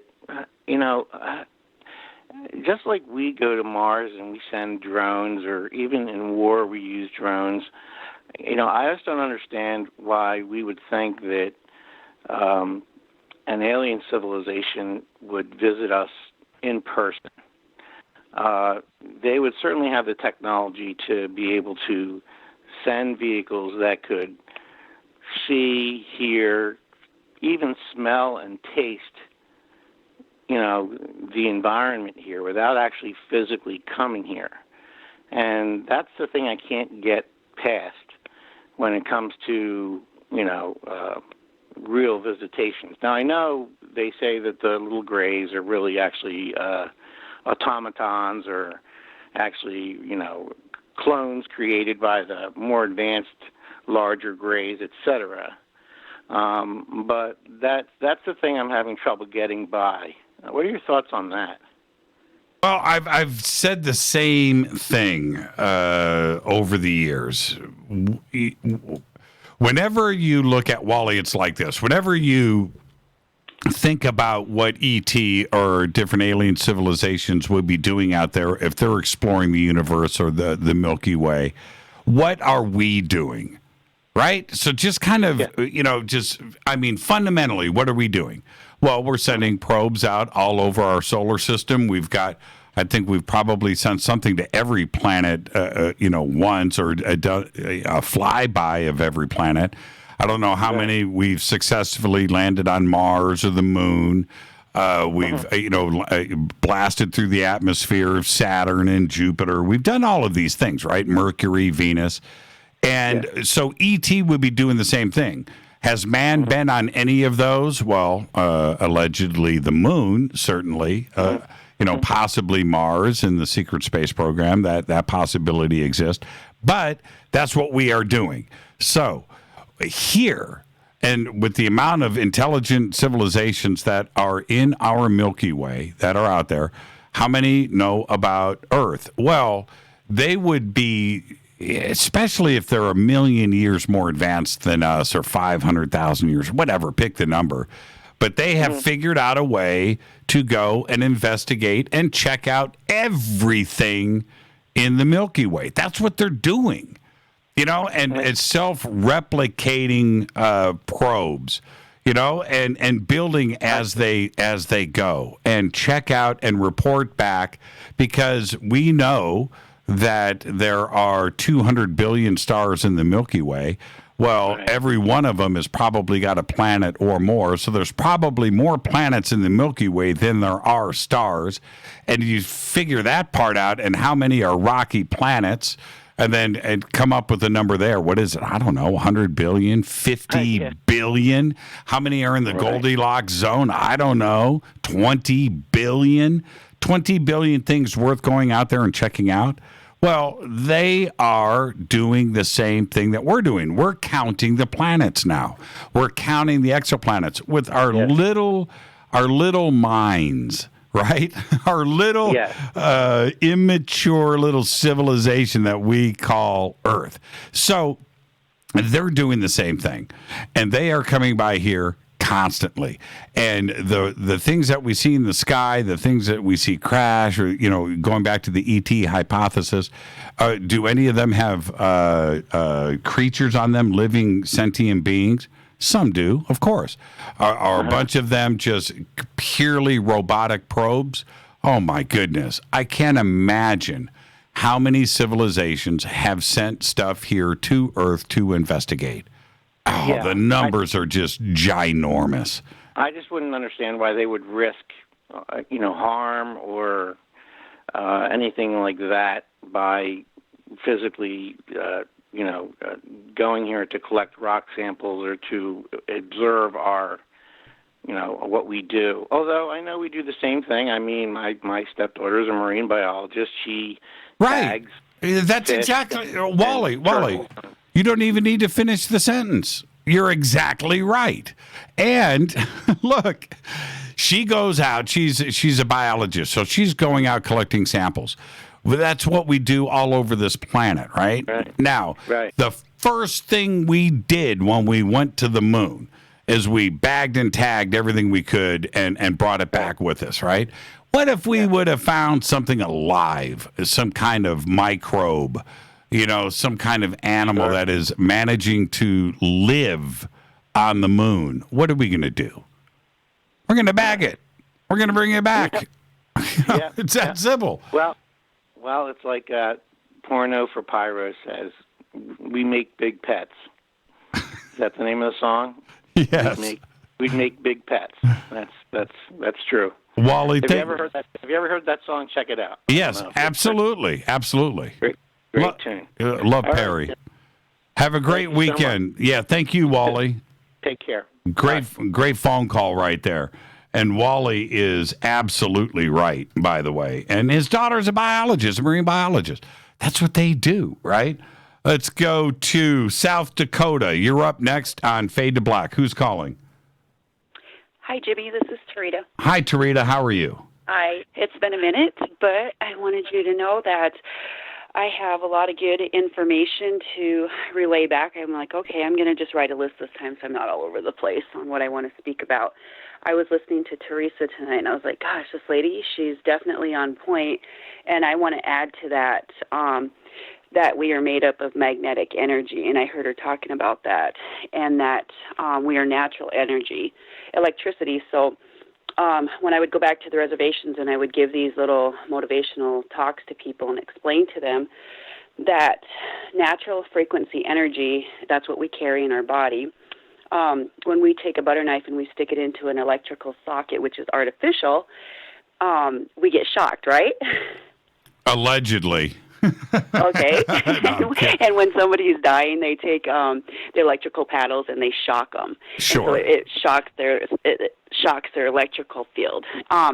So what happens is the body it functions on megahertz. Like 40 megahertz is down by your knees, and so if you're functioning on a low megahertz, it's kind of like maybe you're not in balance with yourself. You're not correcting things in your life. You're putting poisonous foods into your body. You're spending too much time doing things that aren't beneficial to you. So then you're not able to absorb the natural positive frequency that's around you, which is animals, plants, trees, air, oxygen, water, et cetera, et cetera. the Earth has a magnetic energy field, and so like when it's lightning out, and that's how I think the time traveling was happening for me when I was traveling through it and coming back and stuff, that when it shocks the Earth like that, what it's doing is it's shocking everything, and it's cleansing it, and it's bringing it all back to life again. So like for me, I go outside when it's lightning out, depending on what kind of electrical energy is out there. I'll go out there and just stand out there and let myself charge up. So what happens, how people become sick is God, well, I don't like to say God, but for Christians or whoever non-Christians, I try to say creator or source. When we're made up of vibrational energy, so when we say, Christians say God gave us a free will. I'm like, yeah, exactly. He gave us a will. That's a vibration. So when you say you want something in your life, you have to say, I will be successful. Okay, so that will right there, that sends out a magnetic energy, a frequency. It goes out and it attracts everything around it that is what you're wanting. I mean, anybody that's positive on that will, that frequency that you sent out will come back to you. Well, if you don't want something in your life, you say, I will not. You don't say, I don't want. I'm learning to do this myself. I'm learning to change that. So when I don't want something, I say, I will not do that. When I want something, I say, I will. And I'm practicing what I'm preaching, so I know that when I say I will, it changes everything around. One thing I've been kind of dabbling with and researching on my own is that what we read, what we listen to, what we eat, and what we watch doesn't belong to us. It's somebody else's frequency. So depending on how much we let our emotions attach to it, that's what kind of differentiates. It makes us different from the extraterrestrials and us is because we have that emotion. So when we watch something and it's got a positive message, we can digest that and we can say, okay, I can relate to that. Or if we're watching something and it's negative, we're going to create that. Whatever's going on in that person's life, watching, reading, listening, or whatever we're following, if it's a negative, we're gonna absorb that. It's gonna be a part of us. So you got to really you got to really pay attention to like what you're listening to and what you're watching. I guess the point that I'm trying to get across here is like the music. A lot of the music, healing music, they say a megahertz is a 430. That's a good vibration. So when I started listening to music in the 60s and 70s, I really liked the guitaring. I liked the drumming. I liked the sound of it. But I noticed that they were singing good lyrics, and then halfway through the song, they would sing something negative that was happening to them. And I had to stop myself. I'm like, oh my gosh, that's why nothing is really completely balanced in my life, because I'm singing along with their lyrics with whatever's going on in their life, and it's becoming me. And I had to stop that. So now my life is like completely like transitioning. It's okay. I'm learning to master it and get through it, but what I watch and what I read, I have to be careful what I'm picking up and what I'm reading. If it's something that's going to put a negative thought in me, I try to turn it around real quick so it doesn't become me. I guess it's kind of the laws of the universe. What you watch, they say like what you eat is you are what you eat. Well, same thing with music, everything like that. It's all the same. It's like when your body is heavily sedated with poisons and toxins and artificials, it's like a radio antenna. That's artificial technology. So when you're tuned in, when you're driving closer to that radio tower, you're tuned in with it. Your station's in. But as you drive away from it, that's like the body. As you get away from yourself and from source, your body becomes static. You cannot connect to those higher dimensions and be able to listen to what they're telling you. And I think that's why I have such a high connection to them. That's why I believe that I can hear them and they talk to me and they show me stuff through dreams. I mean, my dreams, I have normal dreams like other people, but sometimes I have really strong dreams. The last time I had called you and you guys were talking about that Knights Templar, and I told you, I was like, there's something I'm resonating with that native woman, that Altiara, or whatever her name was in there. I was like, there's something I'm resonating with her. And I got my own validation on that, and that's just for me, for private. But the day I was going to go watch that Da Vinci Code, I took off out to my folks' friend's place to go get that. And as I was driving out on that road, out of nowhere, a ship just appeared right in front of me. And so I looked, and I'm like, oh, my gosh, like, okay. I didn't have my phone with me, like, holy crap. Like, how am I going to take this picture? How am I going to show this to, like, because you told me to take pictures and stuff. I'm like, okay, I don't have it. It just sat there. It hovered. And I said, okay, I gave my thumbs up. I said, okay, cool, I'm on the right path. You want me to go see the Da Vinci Code? I will go watch it. And then as soon as I validate it like that, it just shot straight up. I mean, straight up, just like this guy that called before me, and somebody had called and said, I think it was him. He said it kicked out its thrusters. It did the same thing. These thrusters just kicked out, and it went straight up. And I was like, what is going on? I was like, how can it do that? Like, how can it just sit there and hover and then take off, and then it shoots out a jet stream of, I don't know if it's even gas or what it is, and then boom, it was gone. So I went around the corner, and I was like, okay, cool, I got my validation. So I went around the corner, I went down about another mile, right where up in that sky where it was taken off to, all of a sudden there was a black dot coming down. I was like, oh, cool, I'm getting to see them again. I was like, okay, I'm getting to see them. So as that black dot came down, it was an eagle. And it just started flying in a circle there. And I was like, all right, that's cool, all right. Can they shapeshift? I don't know. Are they eagles? I don't know. I mean, I don't know. I'm telling you as I speak, I don't know. But I do know that we carry a lot of their DNA. A couple nights ago, they came to me in a dream and showed me a hologram in the sky of a extraterrestrial, and in my dream they told me that I was seated with them and that I was a part of them and that I was their project, and that we all on this planet are their project, like we belong to them. And I'm like, okay, thank you, like, oh my gosh, like, okay, I'll just keep this to myself, I'll digest it, and I won't let my ego tell me something different. The other thing I wanted to share about, you said who influenced us. Well, who influenced me at first was, I would have to say, my mother. She had experienced orbs as a teenager, and then she told me when she was driving home, when they were teenagers on the reservation, they saw lights in the field, and that her brother got out of the car and started walking towards it. And then it just disappeared, and so that was her first two experiences. And then Phil Schneider, I was Googling, I watched some of him, and I was like, okay, I believe, this guy's not going to just lose his life over something like this. And then Laura Eisenhower, I started watching her. I started commenting on her Facebook, and then she sent me a friend request, and then we did a Skype and a reading, and then so she influenced me, and then she turned me on to Corey Good, so then I started watching Corey Good, and at first a lot of his stuff kind of seemed foreign to me, but then it's been 2 years now I've been listening to him and watching his videos.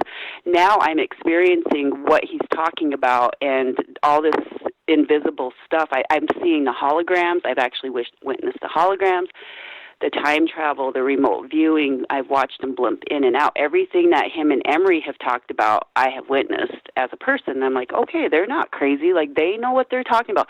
I don't care who's trying to say that they're fakes or phonies. I am a real person. Anybody that lives in my area that knows me will be like, Teresa's not someone that is going to BS anybody. She's going to tell you like what it is. So that they're right on that path. And I was like, if I ever need to help David Wilcock, I will come forward and come out of my little bubble and come talk and share. I've had so many people that have witnessed things with me that would come forward and say, yeah, we were with her when she experienced a lot of that. I was on Coast to Coast about 3 years. No, I wasn't on it. I was listening to Coast to Coast about 3 years ago. They were talking about the Big Brother project. I can't remember what it was, March something. Anyway, long story short, they were talking about the scalar wave. I think maybe you've heard that before, Jimmy? Yes, I have.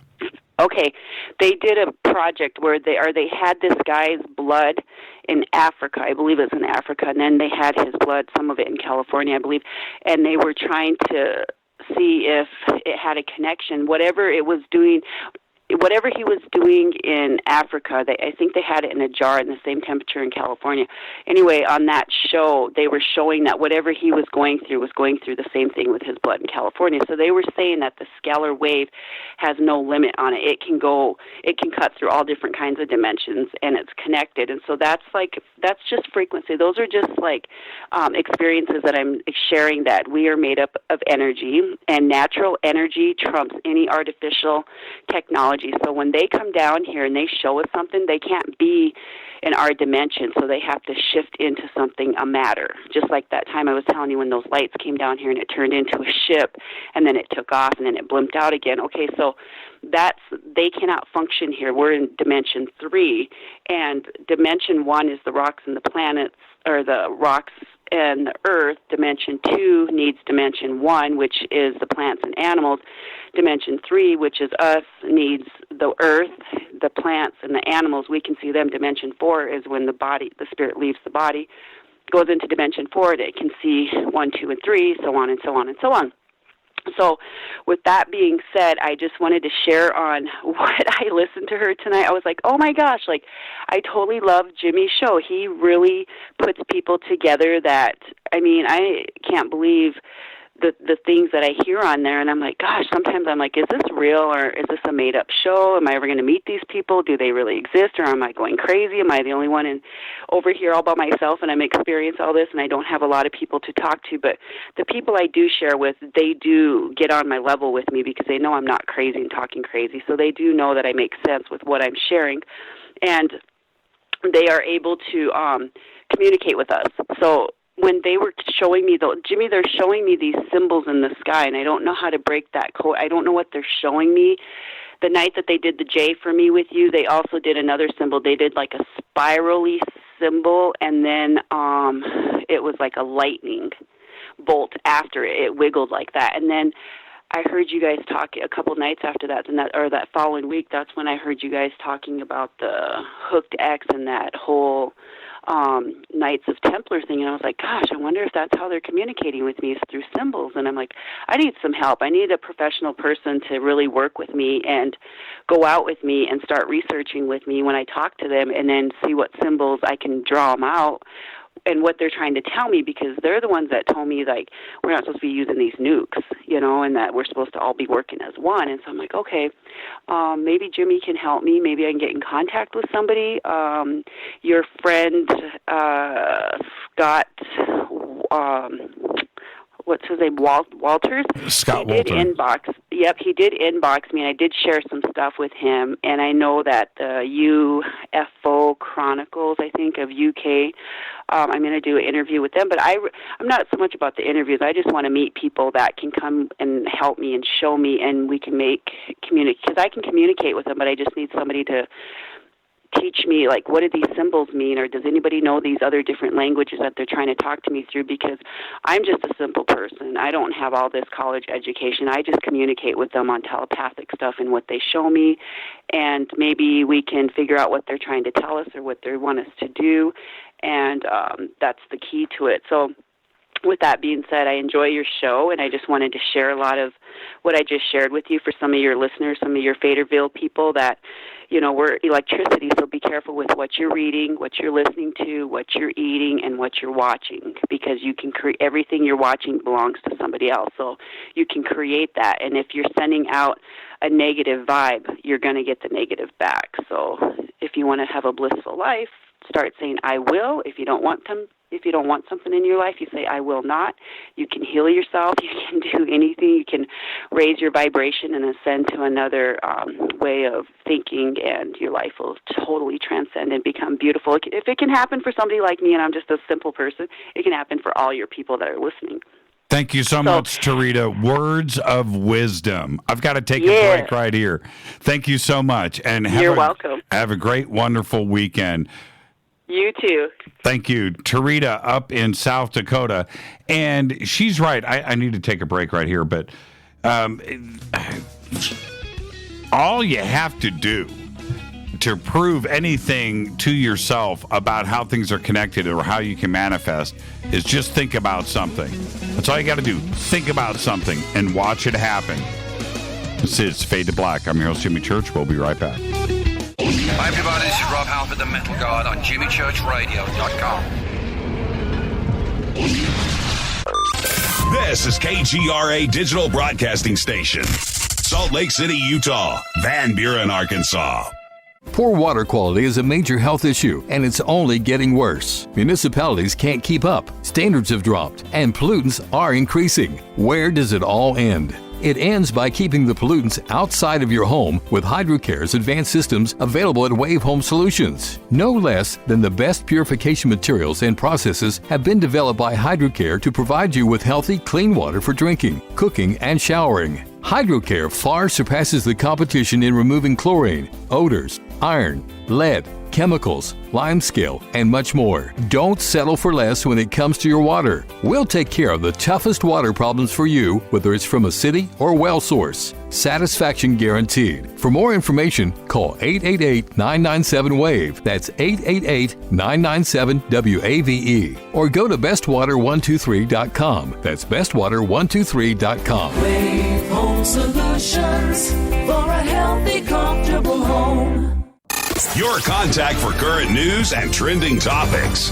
KGRAradio.com. Does your basement or crawl space have a damp, musty smell? Well, watch out. That's a sign of too much moisture and not enough ventilation. And that can mean increased mold growth and the buildup of harmful toxins and gases. Don't bother with a dehumidifier. It just circulates the same unhealthy air. Now there's a better way to remove these dangers and odors. It's with the computerized Wave Moisture Control Unit that reduces moisture and expels pollutants. We replaced our old dehumidifier with the Wave unit, and in only 3 weeks, our basement is dry and the musty smell is gone. Wave units require no maintenance, no buckets of water or filters, and costs only pennies a day to run. Breathe better, live healthier with an affordable, no-maintenance Wave unit. Call 888-717-WAVE, 888-717-WAVE, or visit dryhealthyhome.com, dryhealthyhome.com. Ride the wave. Wave Home Solutions for a healthy, comfortable home. This is Jimmy Church of Fade to Black, and I only drink Fade to Black blend coffee from Rivermoon. Just click on the Rivermoon coffee banner at jimmychurchradio.com. Promo code F2B blend. So are you tired of being tired? Well, then it's time to get the tea. Hey, it's Lisa here to tell you about this all-natural, all-organic tea I've been drinking that has had great results for over 20 years. It's called Life Change Tea, and it's specially formulated to help detoxify and cleanse your kidneys, liver, colon, and blood all at once.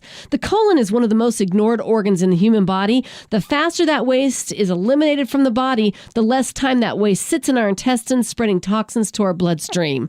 This tea helps cleanse chemicals caused by outside intruders from our entire digestive system. And get this, weight loss can be a side effect. And with continued use of the tea, you can experience clearer, healthier, younger looking skin, increased energy, and a happier outlook on life. So if you're tired of being tired, get the Life Change Tea at getthetea.com. That's getthetea.com. And like me, you'll be glad you did. Did you know that when you're on the road with limited data or Wi-Fi available, you can still listen to every minute of Fade to Black by just calling 605-562-4482. No smartphone, app, or internet needed. It saves your data plan and no extra cost if you have unlimited minutes. Just call 605-562-4482. You can listen to me, Jimmy Church, on any phone, anytime, anywhere. Go Beckley Tappy.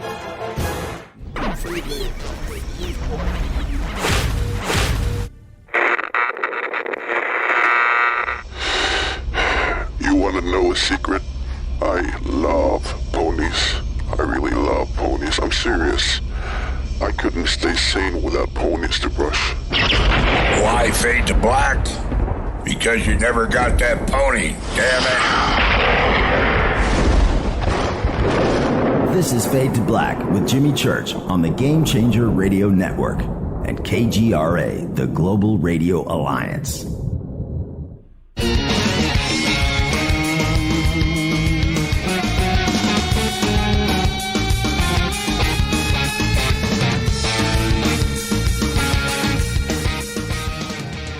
Welcome back, Fade to Black. I'm your host, Jimmy Church. Thursday night, Fader night. If you're on hold, stay right there. Open lines all night long.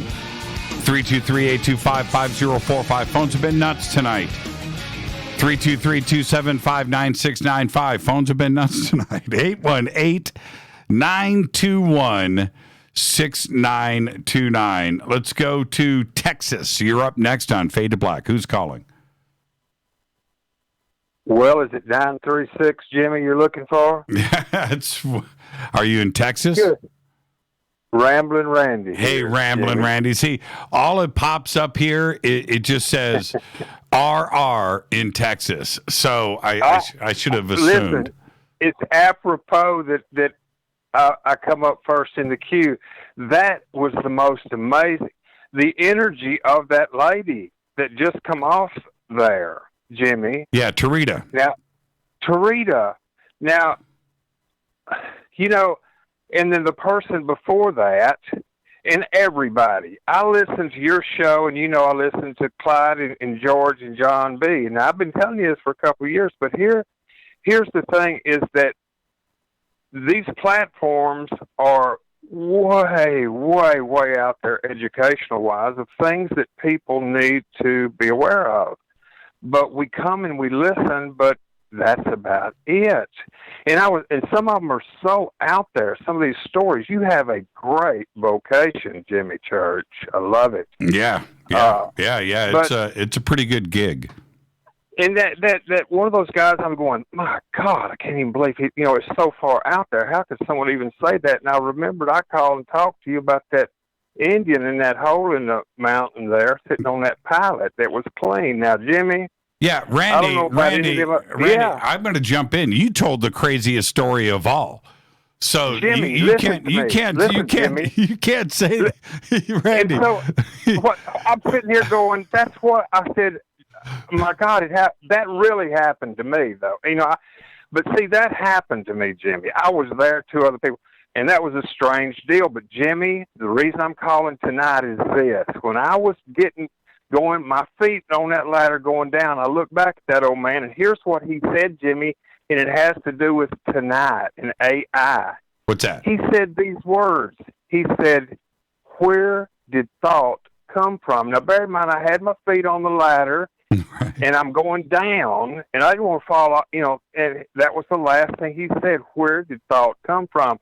And so I'm listening to your show tonight, and y'all got off into this AI thing and uploading and downloading various things like that.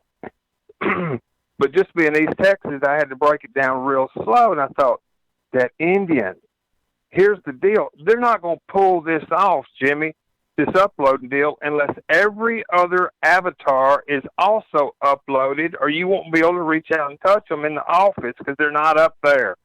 So everybody's either going to have to be uploaded, or the avatar would have to have constant mega data fed to him to let them know that what they're seeing with their camera is going to have to be a relay, Jimmy. They're unplugged from that Indian. Where did thought come from? So when you unplug from this natural being, and we have the ability to reach the ambient or the in-between or the Holy Spirit, whatever you want to call it, somewhere out there, that's what that Indian is talking about. And so when we unplug from this and we plug into that, your brain or upload or whatever, you're going to have to be continuously updated. Do you follow me? I do. Or everybody's going to have to be in the game, and I'm not going to play, so there's going to be one sitting out.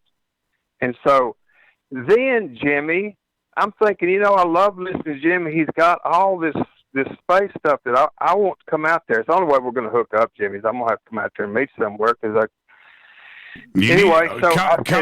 Come out for our Fade to Black party, December 26th. I will, Jimmy. I'll come out there. But listen to this. This is validatable. Some people on this call right here know me, and listen to this. Back in about 2012 or 2010, somewhere along there, go to YouTube and do a search for Randy Interviews E2. Randy Interviews E2. This is way back there.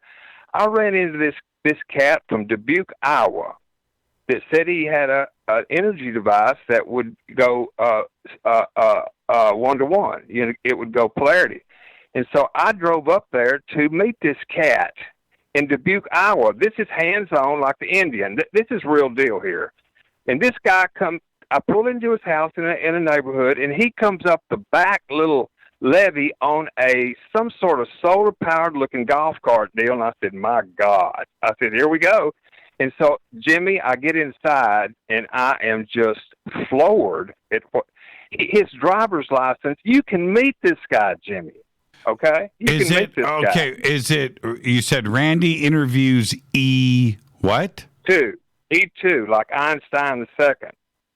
E and the number 2 or TWO? The number 2. Okay, I've got it in here. Randy interviews E2, and I'm not getting it. You will. You'll get it. Someone get it and stick it up there. My God, this is way back Einstein when. E2. I've got it right here. Okay. Okay, listen. Let me give you a little foundation on this. This cat was one of you. Okay, there's y'all. Listen to this. This guy E2. I go up there and he's telling me his story. This guy is a spook. His driver's license says, "If arrested, contact the NSA immediately." He's one of them thinkers up there. Right. And Dubuque, Iowa. Now listen, he had this thing that where it was on like a tractor, and I said, "What in the hell is that?" He said, "It's a tornado maker." He said that Monsanto shut me down because I can stick nitrogen in any field out there, and you don't have to buy fertilizer anymore. I go, shit. Excuse me. And so, but that wasn't the crux of it. I went up there on one thing, but he was telling me about how he could pull heat out of this ring. And this ring had little ridges on it, and now we're talking scalar. That lady was just talking scalar earlier. Jimmy, in the not-too-distant future, we're going to lay this quantum stuff down and get over into the real deal, which is scalar, but we won't go there now. But he said, yes, this thing creates a gateway. I said, what kind of gateway are you talking about? He said, to the other side. And B said, the problem I've got is it will go from 0 to I can't shut off the temperature real fast. He said, I've blown out this whole neighborhood out here several times, and that's validatable as well.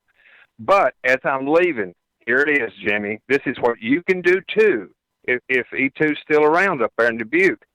That ring, he took it, and it was real flimsy. I touched the thing, and then as we're going out the door, he sticks it on the wall, and he spins it with his hand.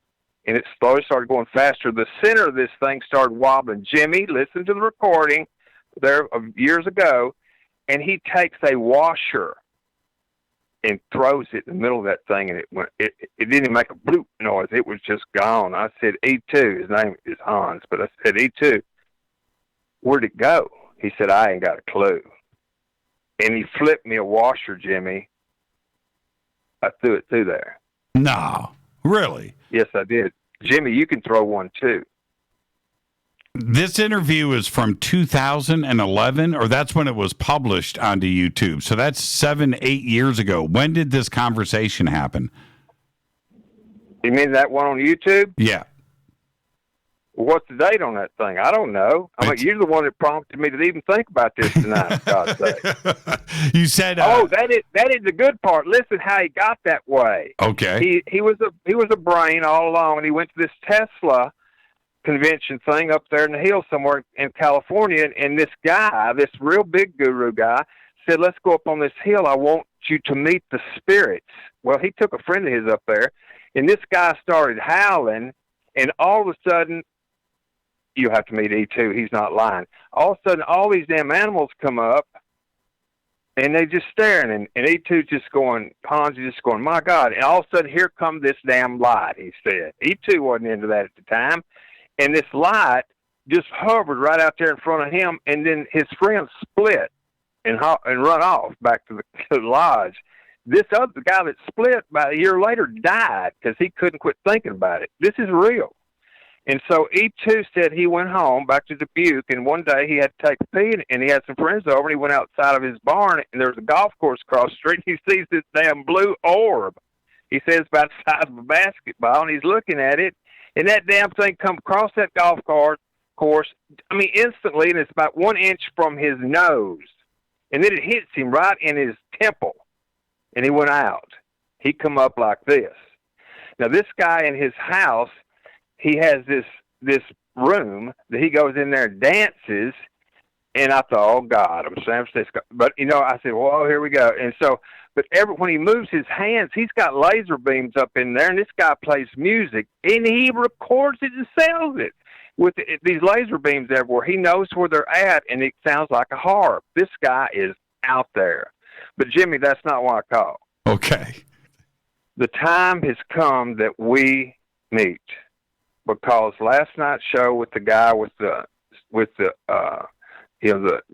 last night's show, with how he started and all that, his followers and various things. Can you imagine, Jimmy, if that guy all of a sudden, damn near instantly, had whatever he needed to do the research that he needed to do, or you needed whatever you needed to do? Jimmy, we got to talk. December 26th, man. Come on out. Let's hang at the Rainbow. Okay, Jimmy. No, I'm being serious. It's a perfect. It's on Hollywood Boulevard or Sunset Boulevard, right in the middle of L.A., Hollywood. Oh, you bunker deal? Yeah, man. Okay, I'll slide out there. Now, I see. Another thing is that we listen closely. Most everybody's got two monitors going on, because you can't watch YouTube and then do what I'm doing here at the same time if you only got one screen. You follow me? I do.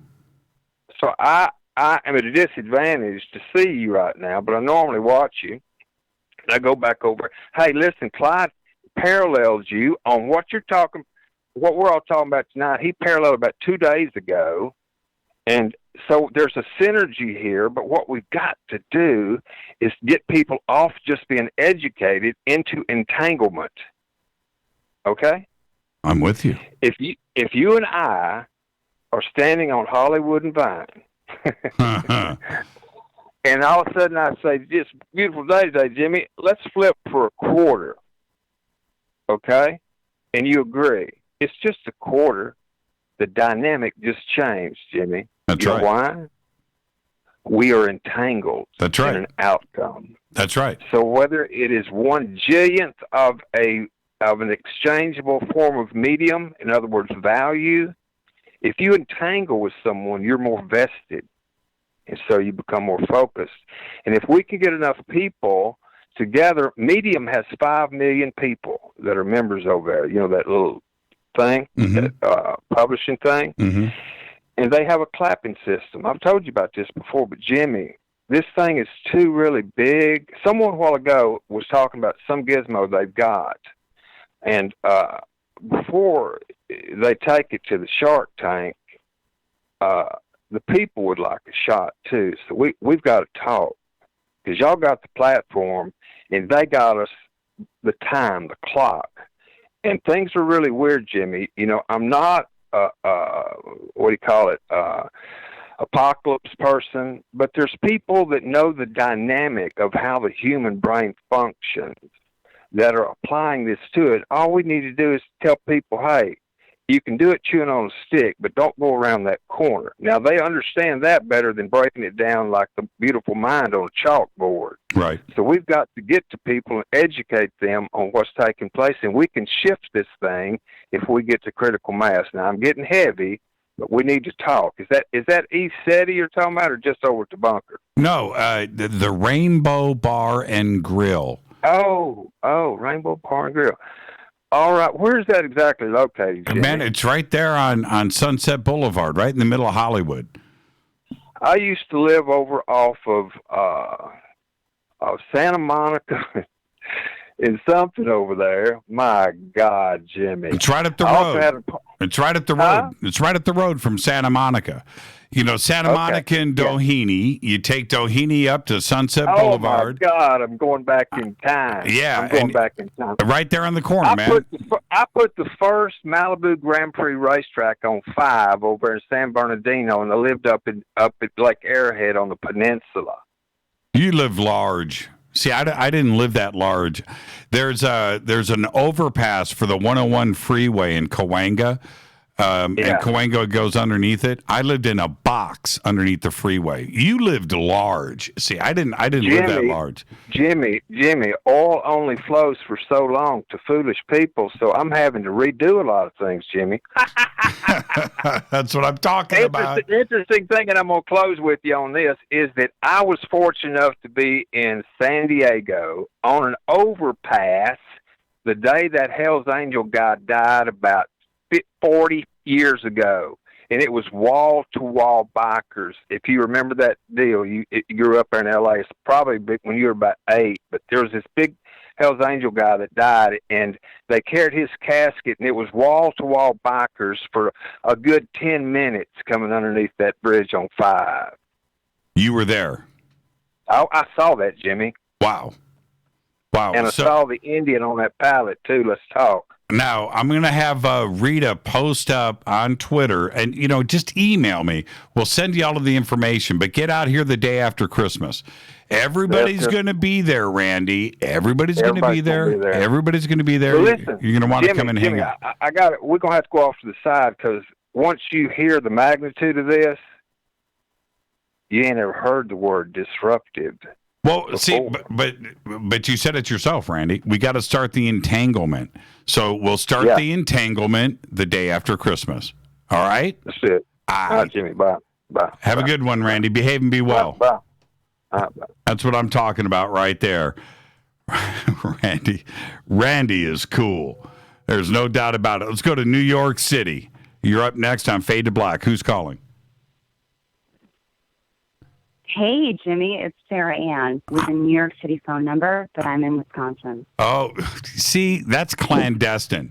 That's clandestine. I know. You're running. You're running, Sarah Ann. I have the 917 area code, and I just can't let go of it because it's too cool. It's way too cool. I think I got it back in 97, and I won't let go of it. See, back and you remember, back in the 80s here in California, it was a race to get certain area codes, right? Some people, 310 was like a cool area code, right? Nobody wanted 213. And 818 was a cool area code, right? There were these area codes that were cool. And everybody, it's really, really funny. And it still plays out today. Now you can get any area code you want, right? It doesn't matter. Go to the phone store. But if you've got a 917 area code, you're going to hang on to that. That's cool. Yeah, it means you're legit. I mean, Carrie Bradshaw in Sex and the City, I'll never forget that when she got a 646 area code. And she was like, I can't, no, I'm a loser. And yeah, right. Hey, you are a loser. That is so funny. That is so funny. And so to this day, for me, I react to a few area codes. I'll always react to 317, 312, 415. 415 is San Francisco. 312 is Chicago. 317 is Indianapolis. I'm trying to 702, right, at Las Vegas. 602. Phoenix. There are certain area codes that I react to the second that I see them. So you're absolutely right. Hang on to that 917 and never let that one go. Hell no. When you see that, Jimmy, you're like, this car is legit. Yeah. I'm reacting to it. I'm thinking Wall Street. I'm thinking right. Upper East Side. That's what I'm going. Somebody here is cultured. Right? Yeah. So, now, I'm no rambling Randy. I don't know how I can follow up that. No, you can't. You can't. You know what? Just do your thing, Sarah Ann. Just do your thing. That's all you got. Maybe we should put on our best Midwestern accents. I mean, I don't know. I know. That was just too good. I know. How do I can't even follow it up. I need you to help me. So go, 917. I love that cat. So I just wanted to call in and talk about influencers because this week was really good. I was stoked about it. When it comes to people who have influenced me, I sort of make a distinction between those who have influenced me and those that I have a lot of admiration for, because there is a difference. Right. I think that's important right now, especially with all the conflicts and stuff like that. that we really acknowledge that everybody who triggers us is an influence, because I've been influenced by so many people in the UFO community in terms of leaders. But when it comes to those who I admire, of course, you and Rita are top of list, mainly because my influencers right now, and especially those who I really respect, are those that can be polarizing but not divisive. And there is a distinction. When I think of those who have really been influential in my life, it's like, who can I watch when I sit down with my parents here in Wisconsin, like on Gaia, where my parents aren't, either completely tuned out or angry. And like your show, The Unexplained, my parents sat down, they were totally into it. My mom, I think it was because Karamo from, the Yeah, he's cool. Yeah, he's cool. He's cool. He's way cool. But there's something to that that's just smart, because he's very relatable, right? And it's strategic, and I think that is part of being an influencer, is that you're strategic. You can be polarizing, but you're not divisive, because you're meant to create change in the collective, greater consciousness, not just within those in the UFO community. Right. I love Laura Eisenhower, because she's so raw and true in her own, I guess, fallible nature. Of course, James Gilliland, anybody who is on Gaia. Corey Good has been an influencer in my life just as much as Jason Rice, though. And that's all I'm going to say about that. Richard Sleeping Dolan is, I think, incredible, just because he really looks at all sides and just sounds so freaking smart. Mm-hmm. And at the top of the list, Linda Moulton Howe, William Henry, and Barbara Lamb. Mm-hmm. Because she's just like my fairy godmother. Mm-hmm. I love those folks. I'm with you on that entire list. And I was talking about this last night, and I've mentioned it enough in the past, but we really need to understand and realize something. The cycle of life, right? People are not around forever. That's just the way that it is. No matter who it is, we don't live forever, right? But who is going to take the ball and run with it? And if you go back and you consider something like Hendrix, I'm just giving an example, right? Somebody as great as Hendrix just comes along. He's like from another planet and just influenced, and then was gone. Now, who is going to take that and run with it? And you would think it's impossible, especially back then. It's like, it can't be done. It has been done many times over, and look at, somebody like Randy Rhoads. Now, I'm talking about guitar players here, but guitar playing today, the youth of today, there is some crazy. I look at Bumblefoot. Well, he's not youth, but he's current, right? And you look at him and you think about how things could have been taken to the next level. How could it have been improved? How do you take Steve Vai and improve on that? How do you take the I'm going to give you, look at John Five. John Five, incredible player. And so, after Stevie Ray Vaughan left, how is it possible that things could go further? But they have. And it's the same thing with the UFO community. We have got a young, vibrant, intelligent round of researchers, and we are in good hands. And we're going to continue to take things to the next level. There's going to be a round of influencers in 10 years, 20 years that I probably won't even be around, and we're in good hands. And I would have never thought about when you look out of that whole list that you mentioned. If we go back, and I've only got 30 seconds, Sarah Ann, so I'm just going to say this. Mm-hmm. There were a couple of cats that freaked me out back in the day. Wendell Stevens was one of them. I had an old videotape of him that I watched over and over again. It was like 2 hours long. It was a 3-hour video of Wendell just presenting his photographs and these videos. And back in the day, same era, and I'm talking about the mid-'80s, I had the Stanton Friedman interview thing. And I would watch it over and over again. And those two guys influenced me. Wendell Stevens freaked me out of my mind. I mean, just blew my mind with the stuff that he brought to the table.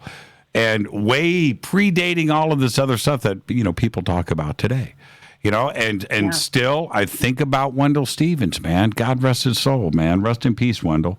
But he influenced me.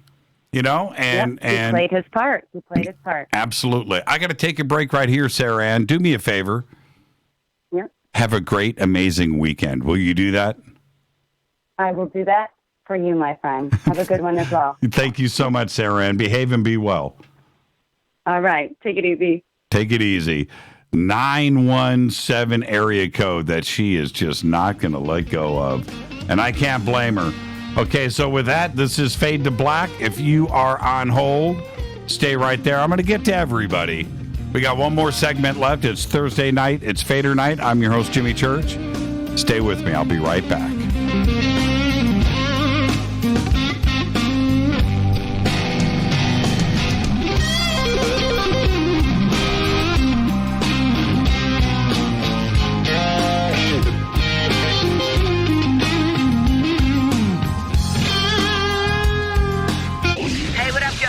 Vivica Fox here, and you are listening to my boy, Jimmy Church, on JimmyChurchRadio.com.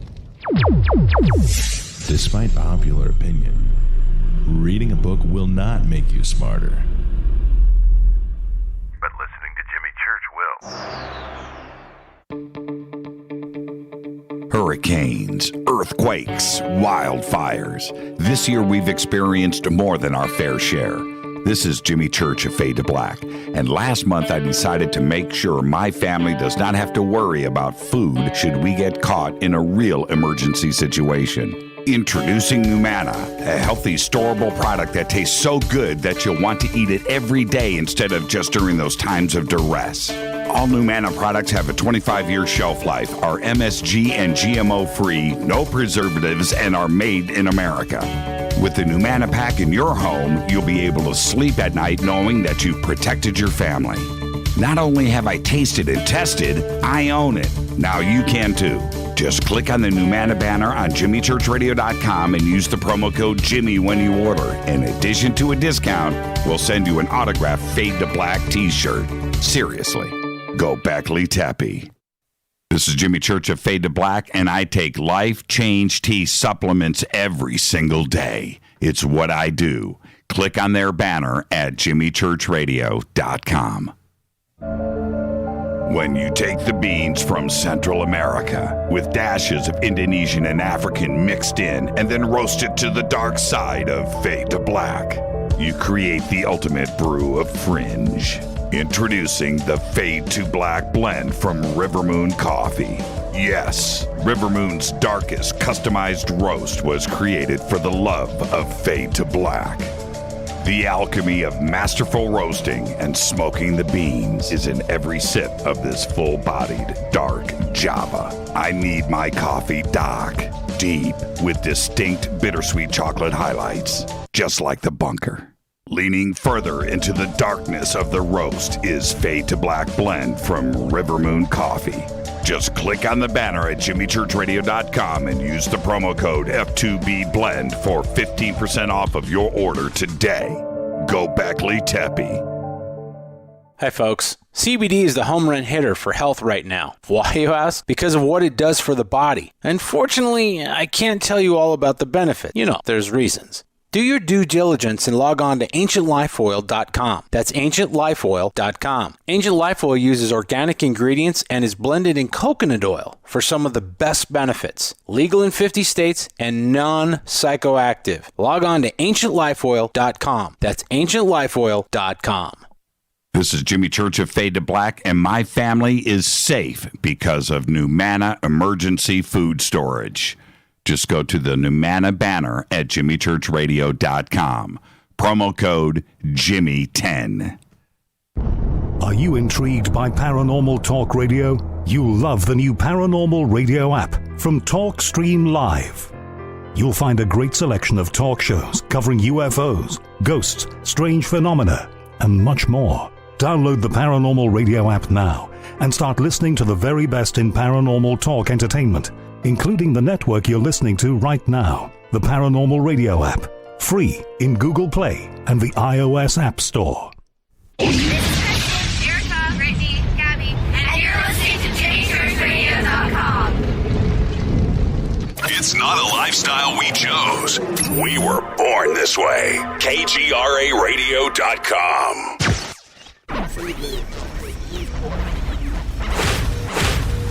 This is KJCR at JimmyChurchRadio.com.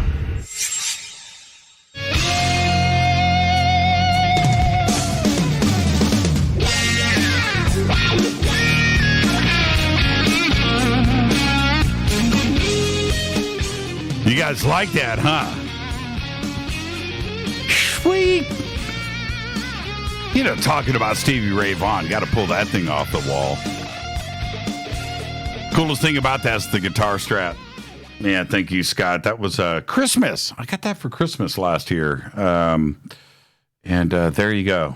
Yeah, it's a great guitar. Yeah, I just had to. All right, Fader Night. One segment left. Open lines, 323. If you're on hold, stay right there. 323-825-5045. Oh, that's cool. Let me, you know what? That's going to get a retweet right there. A Tampa Rick. That's actually a great shot. That's a great shot. There you go. I'm going to blow that up for a second. That's it. There you go. All right. 323-825-5045 or 323-275-9695 or 818-921-6929. And let's go to, I'm going to flip a coin here. Let's go to area code 972. You are up next. Who's calling? This is your rock and roll pal, Mark from Dallas. What's man, up, man? I knew you were. Were you watching the bunker cam? Was I watching it? I'm laughing my butt off with that cool strap you got. Man. Yeah, man. Cool. That strap is the bomb. Are you looking at the bunker cam right now? Absolutely. Okay. Here, I'll show a few things. The Les Paul. Look at that bad boy. Look at that. It don't get no better. It don't get no better, right? But before you... Isn't that beautiful? Isn't that beautiful? Yeah. I don't want to mess that up. But then, see, the thing is, you go old school like this, right? With, the Fender Strat, right? You can't, that is just, a gorgeous guitar, 70s Fender Strat with the big headstock, right? And you got all of that, and you got that kind of stuff, but then you got to... I should go over to that wall. Oh, okay, but then see, I'm on air right now, live. But then you got to have the dedication to the '80s. You got to have the pointy headstock Jackson, right? That you got to have. You got to have one of those. I mean, you just got to. Little road worn, got some scratches on it, maple neck. That's sweet. You got to have that. You got to have the Floyd Rose, jacked up way high, right? Jacked up way high so you can break the strings and then dump it down to nothing so they flop, right? But then you want to be able to pull it up into the stratosphere. So that's what this is for. This is for all that wanky stuff. So there you go. That is so great, man. Yeah. Yeah, man. It's like that's your children hanging there, man. So much fun. So much fun. All right. I know we're going to talk some music now. Let's go. Well, you brought up the 80s. Right. So it reminds me of, I think we can have some fun with this. You want to have some fun tonight? This is about the 80s. This is my top 10 one-hit wonders of the 80s. Oh. That should be fun, man. Right. Coming in at number 10. Okay. The year, 1986. 86. The band, 1986. The band, Georgia Satellite. Right. The song, Keep Your Hands to Yourself. Right. The video with them in the pickup truck. Oh, great video. And if I had $1 for every time I played that at a club around Dallas-Fort Worth over the last 30 years, I'd be rich right now. Right. The year, number 9. Oh, I love that. Yeah, I mean, the Georgia Satellites, I got to jump in, would definitely qualify as one-hit wonder. Yeah. Absolutely. Yeah, absolutely. Okay. That's number 9. So, okay, why don't you give me the band and I'll give you the song, or give me the song, I'll give you the band. Oh, okay. No Googling. The year is 1980. Right. You'll get this. The band is Lips Incorporated. Oh man. Oh God, I can sing it. Okay, go ahead. Lips Incorporated. Funky Town. Yeah, Funky Town. That's a great video too. That's a great video. Yeah, that's a great video. Great song. All right, the year. This is number 8. The year, 1988. The band, Edie Brickell and the New Bohemians. Right.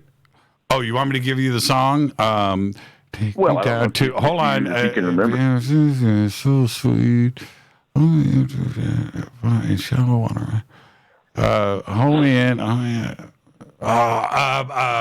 Edie Brickell and the New Bohemians. I'm singing the chorus in my head and I can't dial it in. Yeah. What I Am. And what I am is what I am. There you go. Okay. All right. Next. Okay. Next, the year, 1986. The band is Crowded House. Oh, well, no, they're not a one-hit wonder.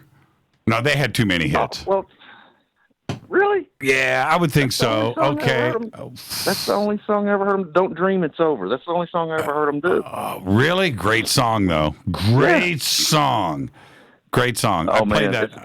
It's still one of my favorites. And so is Edie Brickell. Edie Brickell. Didn't she married like Paul Simon or something? Paul Simon, yeah. Yeah, she married Paul Simon. That's the only hit I ever heard him do, though. No, that was the only one she had. She didn't have to have a hit after marrying Paul Simon. Oh, man. No, she married a hit. Yeah. Right, exactly. So, all right. Crowded House, Don't Dream It's Over. Man, it seems like they had more than that. Okay, who's up next? These are good. Taking me down memory lane. The year, 1983. The band, Wall of Voodoo. Mexican radio. Bingo. Great job. Yep. Great job. Yep. The year, 1986. The band, Cutting Crew. Oh, man. I Just Died in Your Arms. I Just Died in Your Arms tonight. Yep. That's still a great time. All of these are good stuff. Yeah. Okay. Wendy just said Crowded House, Something So Strong. And I would almost say that Something So Strong was as big of a hit. She's right about that. She's right. Something So Strong. And you know what? Might even be a better song. Something So Strong was good. Why do I not know that song? Yeah. I should know that song. Well, you don't want to hear me sing it, so we can move on. Okay. Well, we have that in common. Let's go. Yeah, we do. All right. The year, 1985. The band, Mr. Mister.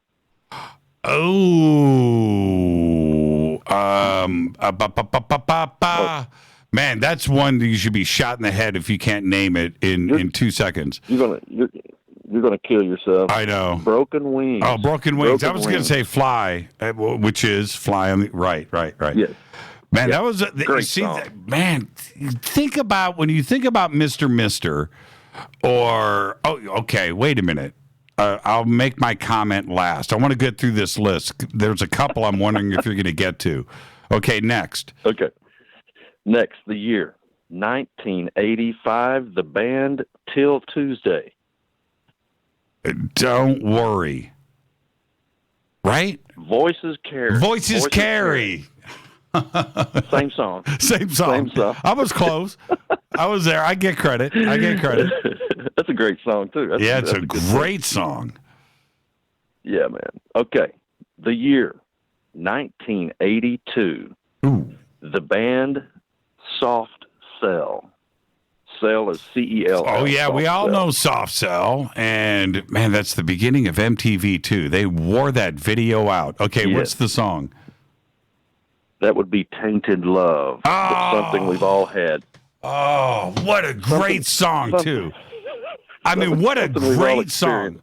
Tainted Love. Great song. Oh, great song. Yeah. Great song. Okay, next. Great song. All right. Last two. This is number 9. The year 1981, right in your wheelhouse, brother. 1981. The band Tommy Two-Tone. Jenny. 867-5309. Yep, it's got to be Jenny. Tommy Two-Tone. Tommy Two-Tone. Absolutely. Okay, Now, next up. We're down to my number 1. My number 1, and I'm going to take some flack because some people will say 1990. This is my list. I'm going to call it 1989. Mm-hmm. The band D-Light. Oof. Go ahead. Groove is in the heart. Groove is in the heart. Groove is in the heart. That's okay. All right. Now, this is what I was going to say. Okay, I'll tell you who was missing from that list. Okay. Aha. Oh, yeah. Take on Me. Yeah. Name me another Aha tune. And I can't. You can't. And I went to the MTV Awards at the Universal Studios in 1985, and Aha that year won, like, for that video, which is a great video. Remember the animation, right? The pencil drawings. Oh yeah. They won, like, and I'm not exaggerating, they won 185 video awards that night. And it was just one after another. They won for everything. And you think about the buckets of money and the influence, one hit, one song, great song. And, Mr. Right? Take These Wings. You can go down the list right there. Tainted Love, Soft Cell, that was a huge hit. Did they ever? Oh, somebody just posted Aldo Nova. Oh, that's good. Our Love's in Jeopardy, right? Okay, so. Yeah. No, you can't. Liz Lang just posted Wham. We can't go with Wham on there. Wham was not a one-hit wonder, but somebody just said, Jimmy, you're disappointing me. Look, I just did 3 hours on the air. I can't be fresh as a daisy. And that's the other thing. This is what's really funny. And I know people expect this, and I get that, and that's cool. But it's tough to be the smartest guy in the world 24/7, right? And I'm just supposed to. Video killed the radio star. Yeah, that's another. That almost made my list. Yeah, the Buggles, and almost made my list. Hazy Fantasy by Shiny. And man, you were there for the 80s, and 80s was, in my opinion, that was the decade of transition. There was lots of weird stuff going on in the 80s. It was a lot of experimentation going on. Tons of it. You know what I mean? Yeah, you had not only what was going on, if you think about this, the punk rock and new wave scene that was going on in Los Angeles, it was huge. We think about the rock and roll and the big hair. And that's fair. I get that. But the rock and punk scene in L.A. and the list of bands, there's that.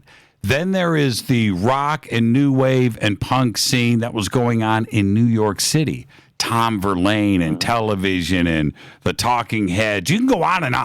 And then go overseas.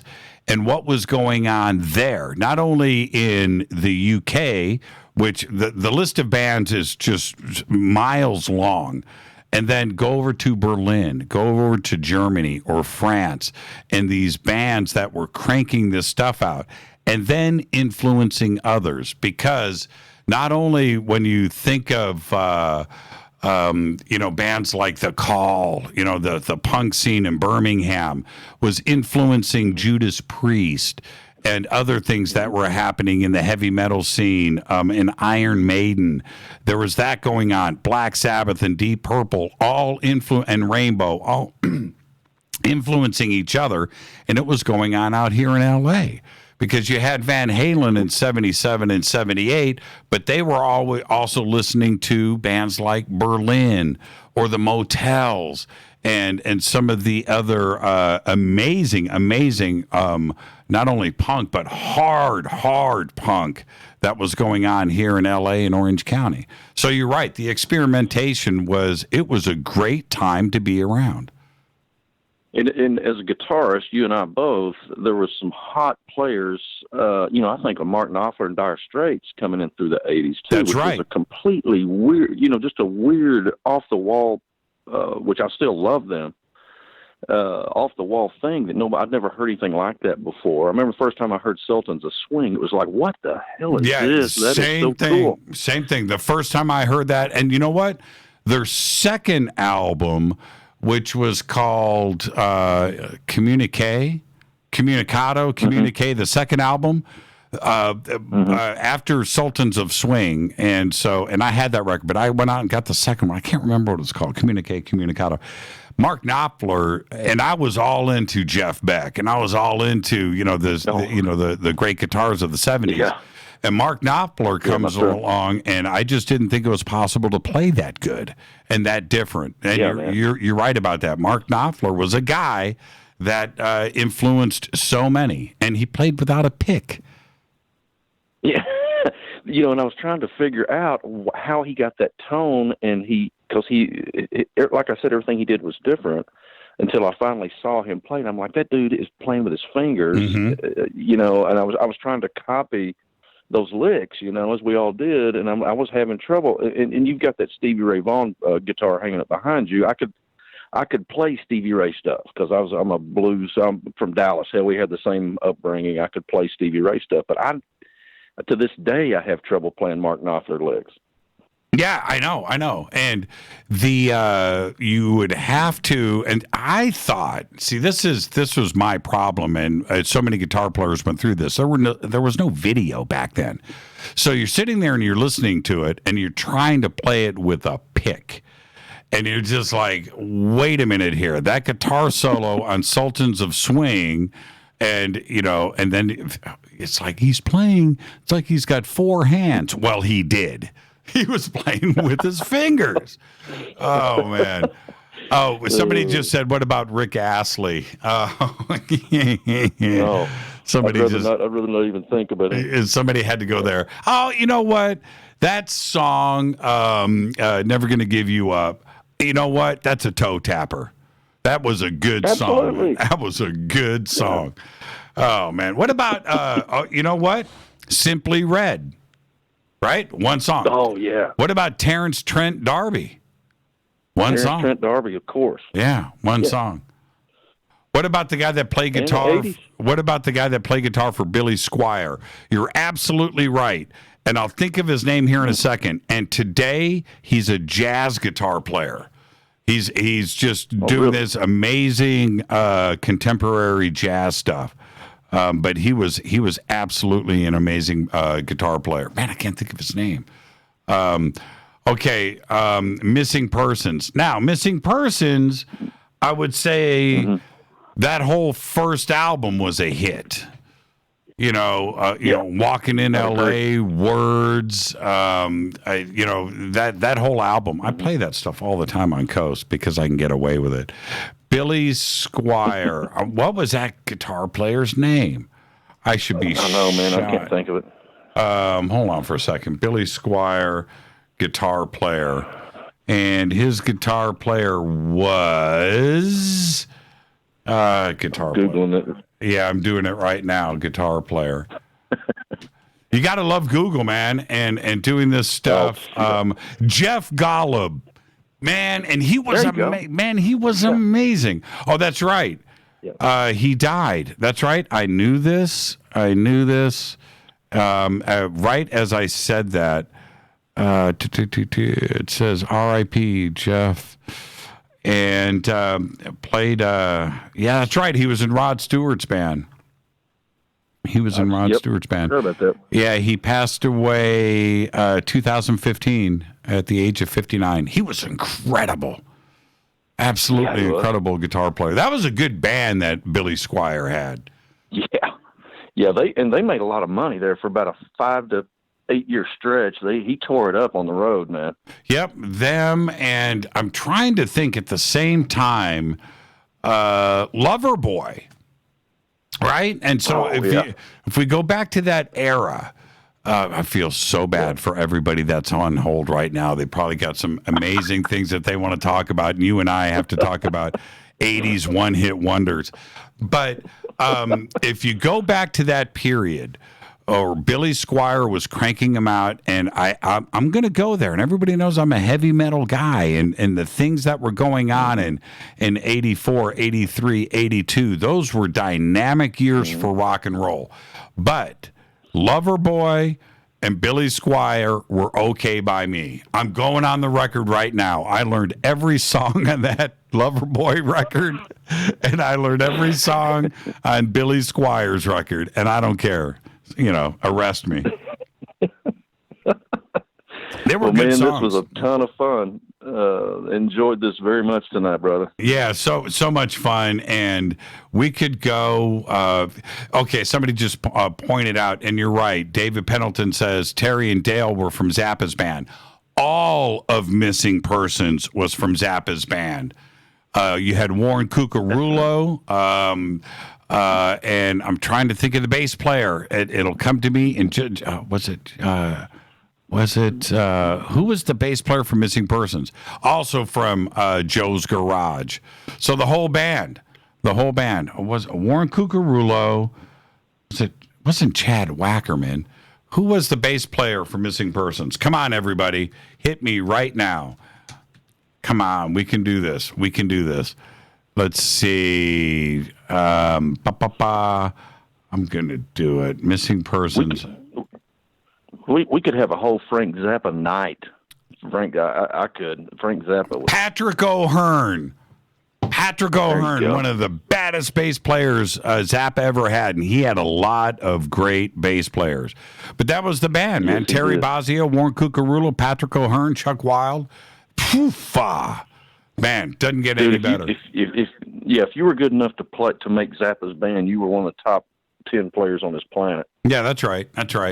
And all going down here in the valley, and what Zappa put together, especially that Joe's Garage version of and Steve Vai floated in and out too as well. But that Joe's Garage band, that when one size fits all, that era.